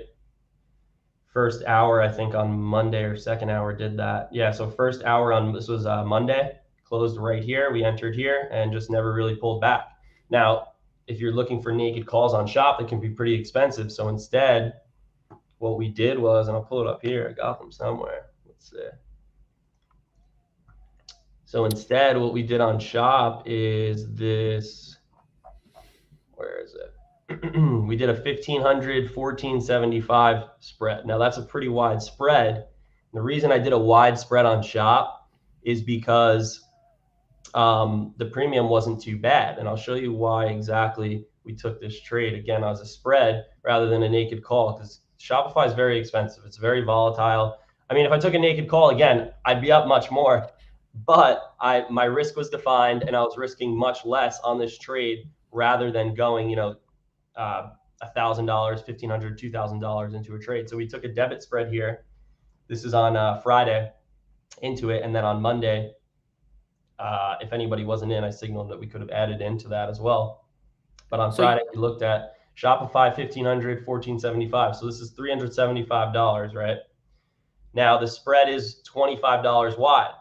So what's the max profit on that? 2,500, right? So if we're paying $375 and our max profit is 25, our max price of the spread is 2,500, the difference between those, again, being, about a 7x trade. So 6x trade. So we're looking to make, 500, 600% as we get to these upper levels. Right now, that spread is sitting at 230% right now, I believe. I'll pull it up here. I think I have one. But at now, basically, we're already almost at max profit. The only thing we're waiting for is the decay, because shop, again, has such volatile moves. We still have about 2.5 days left in the week, right? So just to give you guys an example here, at 1475, yeah, here we go. I have a couple of them still here. Yeah. So here's the ones that we entered. We entered them here, 375, and they're up 222% right now. I took a couple off at 200%, or I think we took one off this morning at even 300 here. Let's see. Yeah, 350% this morning. Those were at. So you never get any like FOMO where you're like, oh shoot, I wish I would have just bought the naked call on this. And I used to be honest, but it's so much easier when you're doing spreads because you're not as exposed. And the good thing is, in a market like this, like today, I'd actually be much more red today on a 1500 call, a naked one, than I would on this spread. So you can see, like on the spread right now, right? What's going on? I'm only down about 8%, right? But if I took a look at the naked calls, they're going to be down much more because the stock is flat today. It was down this morning about 1%, 1.5%. So that time decay setting in on those weeklies. Now on the spread, I'm actually making money because what? I have that 1500 call leg sold to open. So right now, let's just say, and the best thing about this is, let's say I did a $1,500 call. If the stock chops sideways, that would expire worthless. But because I did a spread now, right? What is the price of this spread going to be? Well, we said every dollar above the lower leg is how much the spread's going to be worth, right? So $14.85 is the price right now. So if Shopify stayed this price until Friday, this debit spread would still be $10. So that's 85 minus the 75, the bottom.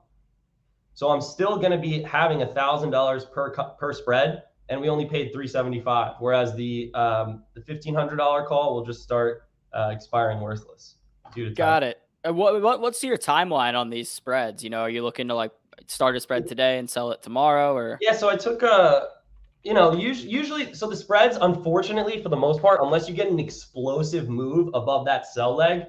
So I'm not going to see, like you'll see here, right? These could go to, these can go another 100% from here. So these will go to like 400, 500% total, because what is the max that this could be? It's 25, right? But we're pretty close to 1500. And you could see, even when it was 1500, I'll show you. The high of this spread was $15. So we're still $1,000 off the max. And that's when the price was yesterday at 1500. And the reason is because, again, there's 3 days for the price to still go down. So you kind of need it to decay right around either your upper strike or way above it. So if this blasted off to like 1530, a couple percent, this would already be pretty much max profit. With spreads, if it gets anywhere near 25, I'm just going to sell, because there's no point in holding on, right? Because we know the maximum I could sell it for is 25. So if it gets to like 22, 23, I'm just out, because why would I hold something I can only make $100 or $200 more each on when it's already up, 6x? Yeah, exactly. Yeah. That makes a lot of sense. I like that strategy. I think it's a lot more repeatable and like sustainable than just buying naked calls or naked puts. Yeah, exactly. I mean, and another play we had, one of my admin in the group picked this coin. I didn't even take it. And I think it was the best trade out of all three of these. Yeah, it was. It was an hourly close above 282 we had. We take a look at the chart, right? This was on Monday, literally in the first or second hour, I believe. Same thing. Yeah, first hour, just right above 282, easy entry right here. And now the stock's up, obviously, with Bitcoin breaking the highs, another 7%. So that was a good trade also. I didn't end up taking that one. We took a cat trade. Cat was on our PDF too. This was a nice trade. Basically, Cat had a nice triple bottom here, right? And what did we do? We kind of broke up out of this range. So this was Friday. So basically, we were just looking for a break of Friday's high. So all that we were doing here, and we'll pull up the chart here. It's the same thing that I just showed you, right? We're just looking. This was posted on Sunday. We're just looking for any close above this candle here for a continued move back to VPOC here, point of control, right around 209, 210. And then this one is a little bit longer. I think we said 2 weeks for this one. Yeah, 2 weeks as well. So, usually we're looking to ride these for a week or two. You can play usually weeklies on them because the move that we're looking for is immediate, but we recommend going, a week or two out, especially if you don't, know exactly how to watch the charts. So this one's pretty good. We're up 2% on this. There was a good trade by one of our admin in the chat on Cat too, and I think I did another one. So these are up about 100% also on just a 2% move. And remember, these names like Cat, a lot of these Dow names, right? A lot of these industrial names that don't move a lot, that aren't very volatile. If they get that move, we broke this 200 level here, right? If you get that move to 205, it's only 2%, but these stocks don't move like that. They don't move, too crazily throughout the week, so they're priced very low. So that 200 call was only like $1 or $1.50, right? $100, 150 each, and now they're going for $450. So that's 200% right there. But yeah, these are the PDFs we put out. These have been hot all the past weeks, to be honest. Our long-term play, charge point. This one's going good. We took this on Monday right here. This was based on, I think we had a GP here, right? Yeah, so this is Jake did this chart. So this is sitting at these previous lows that we had in the beginning of 2021, right? And if you take a look pretty much from the entire move, pretty sure this is going to be a GP. Let's see.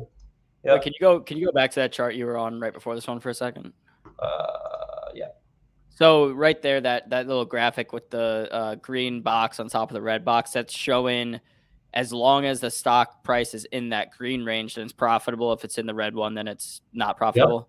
Yep. Exactly. Yeah. So I'll draw it just on here. It's easy. Where's my long? Here we go. So we said, we'll just zoom out here, right? We just said enter above this previous week's high, right here. We're going to stop out right below here, and we're looking to go back to $30 right up here, right? So we're in the golden pocket of this stock's entire move since it was, I think it was a SPAC originally. I'm not too sure. Don't quote me on that. But basically since these lows back at, 10, yeah, it had to be a SPAC because it was around $10.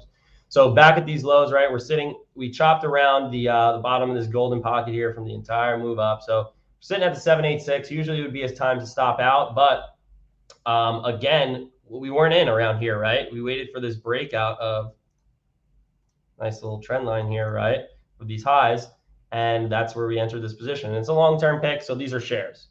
You could do leaps also. I think we're up like 50, 60% on the leaps too, because these stocks, same thing that I was going over with Cat, right? When they're down low so long, as soon as they get that big pop up, a 5-6% day, which I think it had.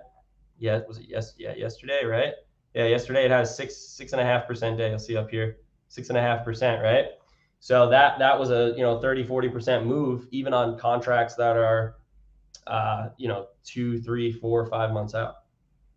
So, I mean, for some of our viewers out there that may want to get into some spreads like this, like what's the best place to start? I mean, I know, we can go out and watch tutorials, et cetera, but I feel like it's one of those things that you got to start kind of just dabbling with doing, and then you'll really learn how they work. Yeah, I mean, it's just about defined risk. The best way to do them, right? I'll show you an example, is kind of like how I did the shop one. Let's go to like a more realistic one.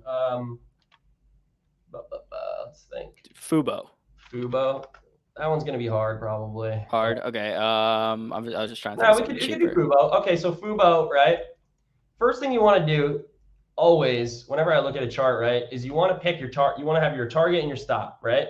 So for a spread, your target is usually going to be like your upper strike, because that's what you want it above, right? You want it to hit that, and you know that as it gets closer to there, you're going to make more on the spread.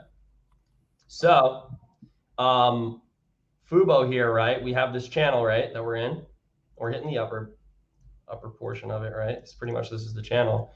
And, it's a pretty heavy resistance here, right around this, 35 level or so. And you can see the most volume in shares all time for Fubo, right, is where? From 30 to about 27. So once we get above this 31, we get a good daily close above here. You could take a long, right? And if you're taking a long on it, where are you going to probably head to? Probably 35, right? So that could be a spread that we take. So we'll take a look at the 35s real quick, right? So we'll take a look at the 35s. And on the 35s, I'll just pull up options here if I can. One sec.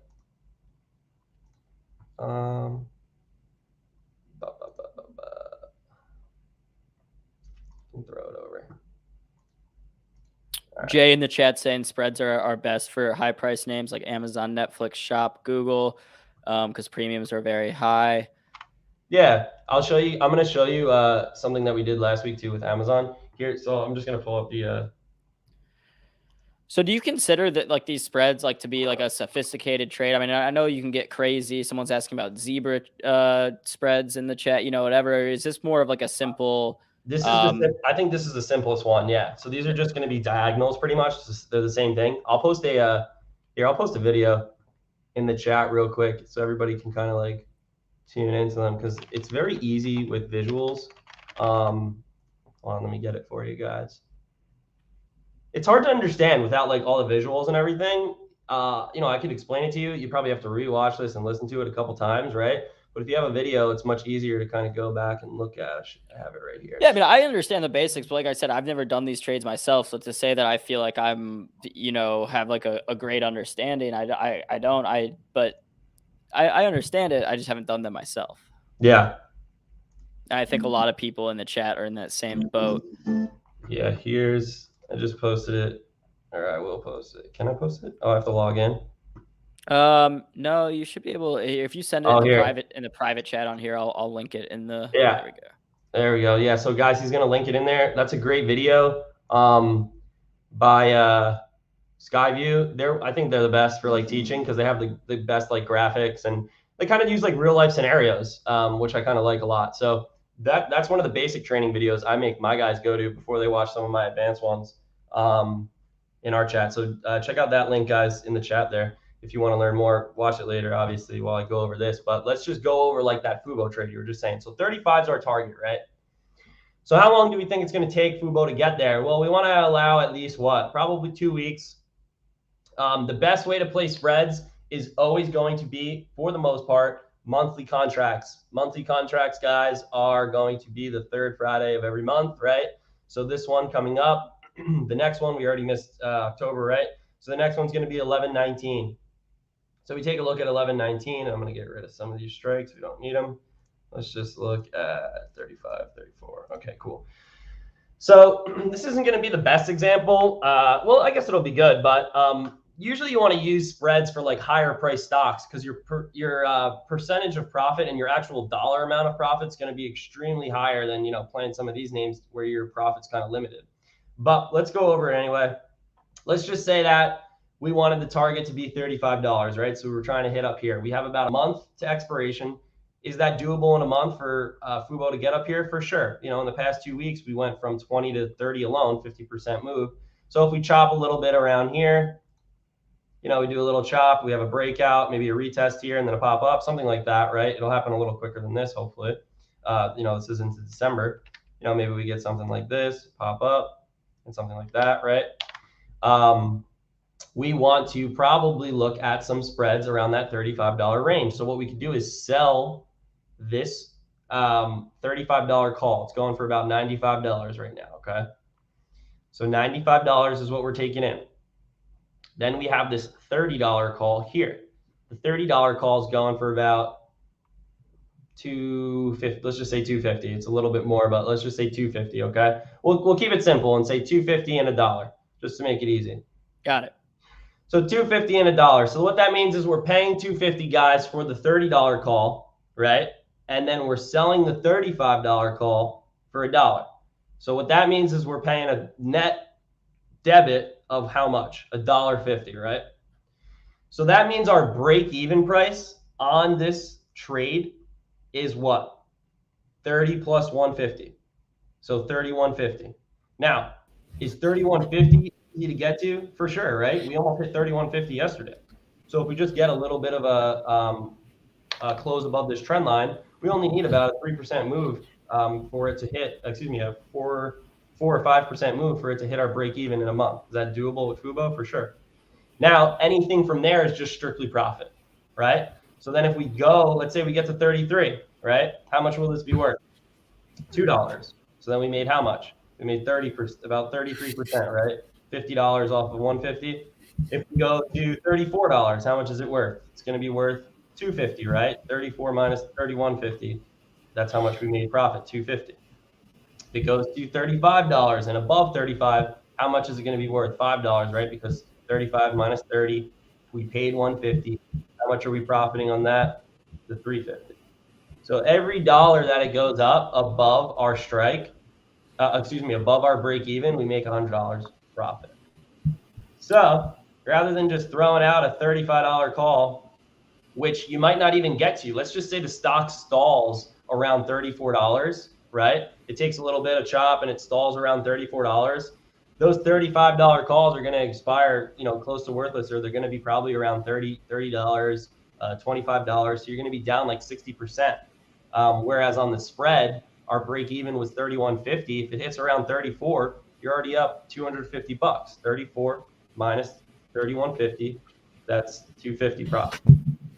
So with these, I mean, do you ever just buy straight up calls or puts, or do you? I always do. I'm going to be honest. I barely do this. Oh, you barely do the spreads? No, I barely do this. This is what I do it for. The only reason that I mostly do it is because some members, like in our group or just in general, people, again, just the Shopify example that I gave you, that costed us $375, right, to make $2,500 hopefully, and we're already up to $1,200. If I wanted to buy a naked call on Shop, like a realistic one, how much is that going to cost?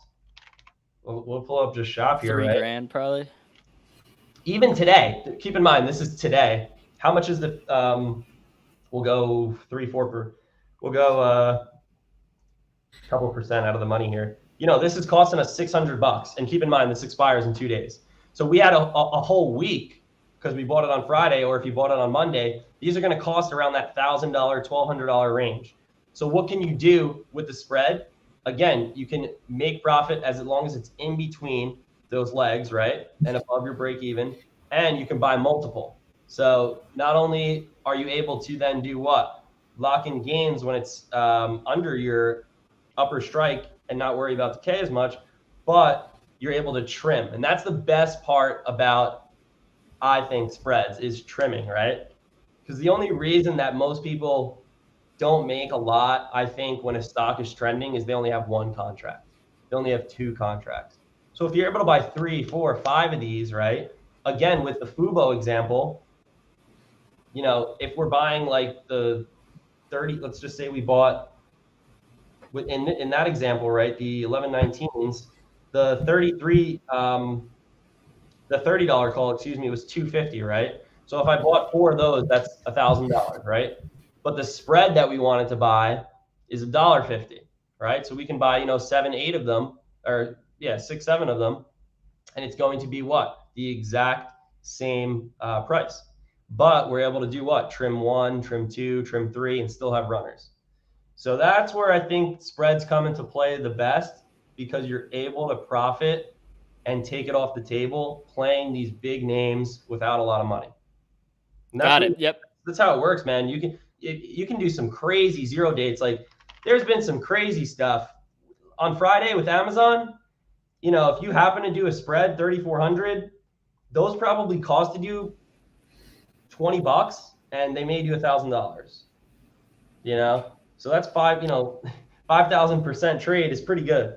Yeah, no, I like the use case for these spreads when it makes sense to do so. So I'm going to dive into that the rest of this week, try to figure out how I can start implementing those into my portfolio.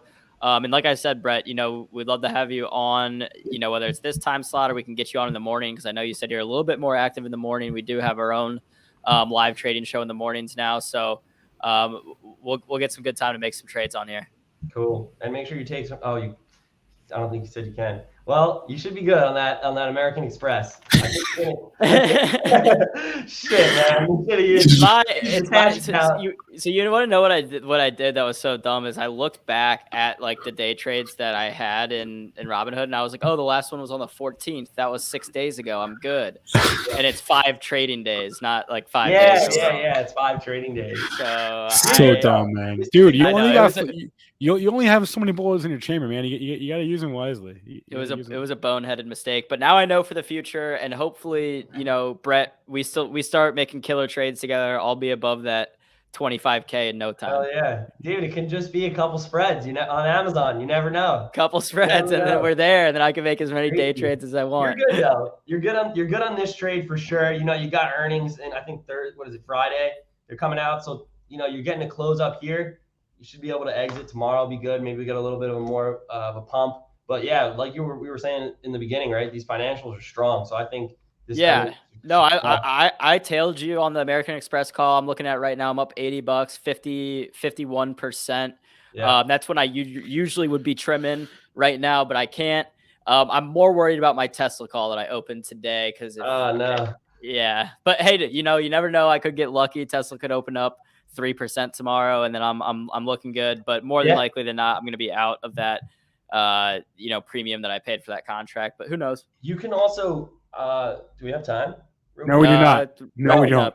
Okay. All right. You can see. Never mind. You can finish. But you can sell. I was gonna say you can sell a call to hedge your buy if you want. I don't know if I have enough premium in my Robinhood account to or enough capital. Just give you premium. You can do it right away. You don't need to buy anything. You don't need buying power. But you don't. I know you guys got to go. All right. All right. Text me about it. I'll text you, Brett. Thank you for coming on. Simbastocks.io, links in the chat. Follow Brett on Twitter, Instagram, everywhere. Some killer options trades, Brett. Congratulations. Thanks, guys. Have a good one. All right. We got to end the stream here, and what a stream it was. Maybe. Well, what a day. Are you okay, Spencer? You seem a little down. No, I'm sorry. I was slacking talking to the Moon or Bust guys are like good. They're going live right now. So again, they're live, but this is set to redirect to MJ. Right, it is. So Moon or Bust. If you're waiting for that, go to youtube.com/Benzinga. Moon or Bust is going live. Is live now. We're going to redirect this to our cannabis special live from Vegas at MJ BizCon. Javier is talking to Terry Booth right now, the former CEO of Aurora. Holy cow, I was blanking there. Former CEO of Aurora, now CEO of Audacious. Is it Aurora or Afria? I'll be honest with you, I don't remember. It's one of those. I'm sorry, man. COVID's taking its toll. Holy cow! Wait, no. I'm gonna get this right. We're gonna get this right. Terry Booth is the former, because I can never get Aurora and Afria. It was Aurora. I was right the first time. He was the former CEO of Aurora and now he's CEO of Audacious brand. So this stream will end and redirect to that. So that's a wrap. Hit the like button and let's all be nice to each other. You guys chat was wild today. So everybody love everybody. We appreciate you seriously, and that's a wrap, I guess. So everyone, stay green today. Please make some money. Stay green. We'll catch you guys tomorrow, same time, same place.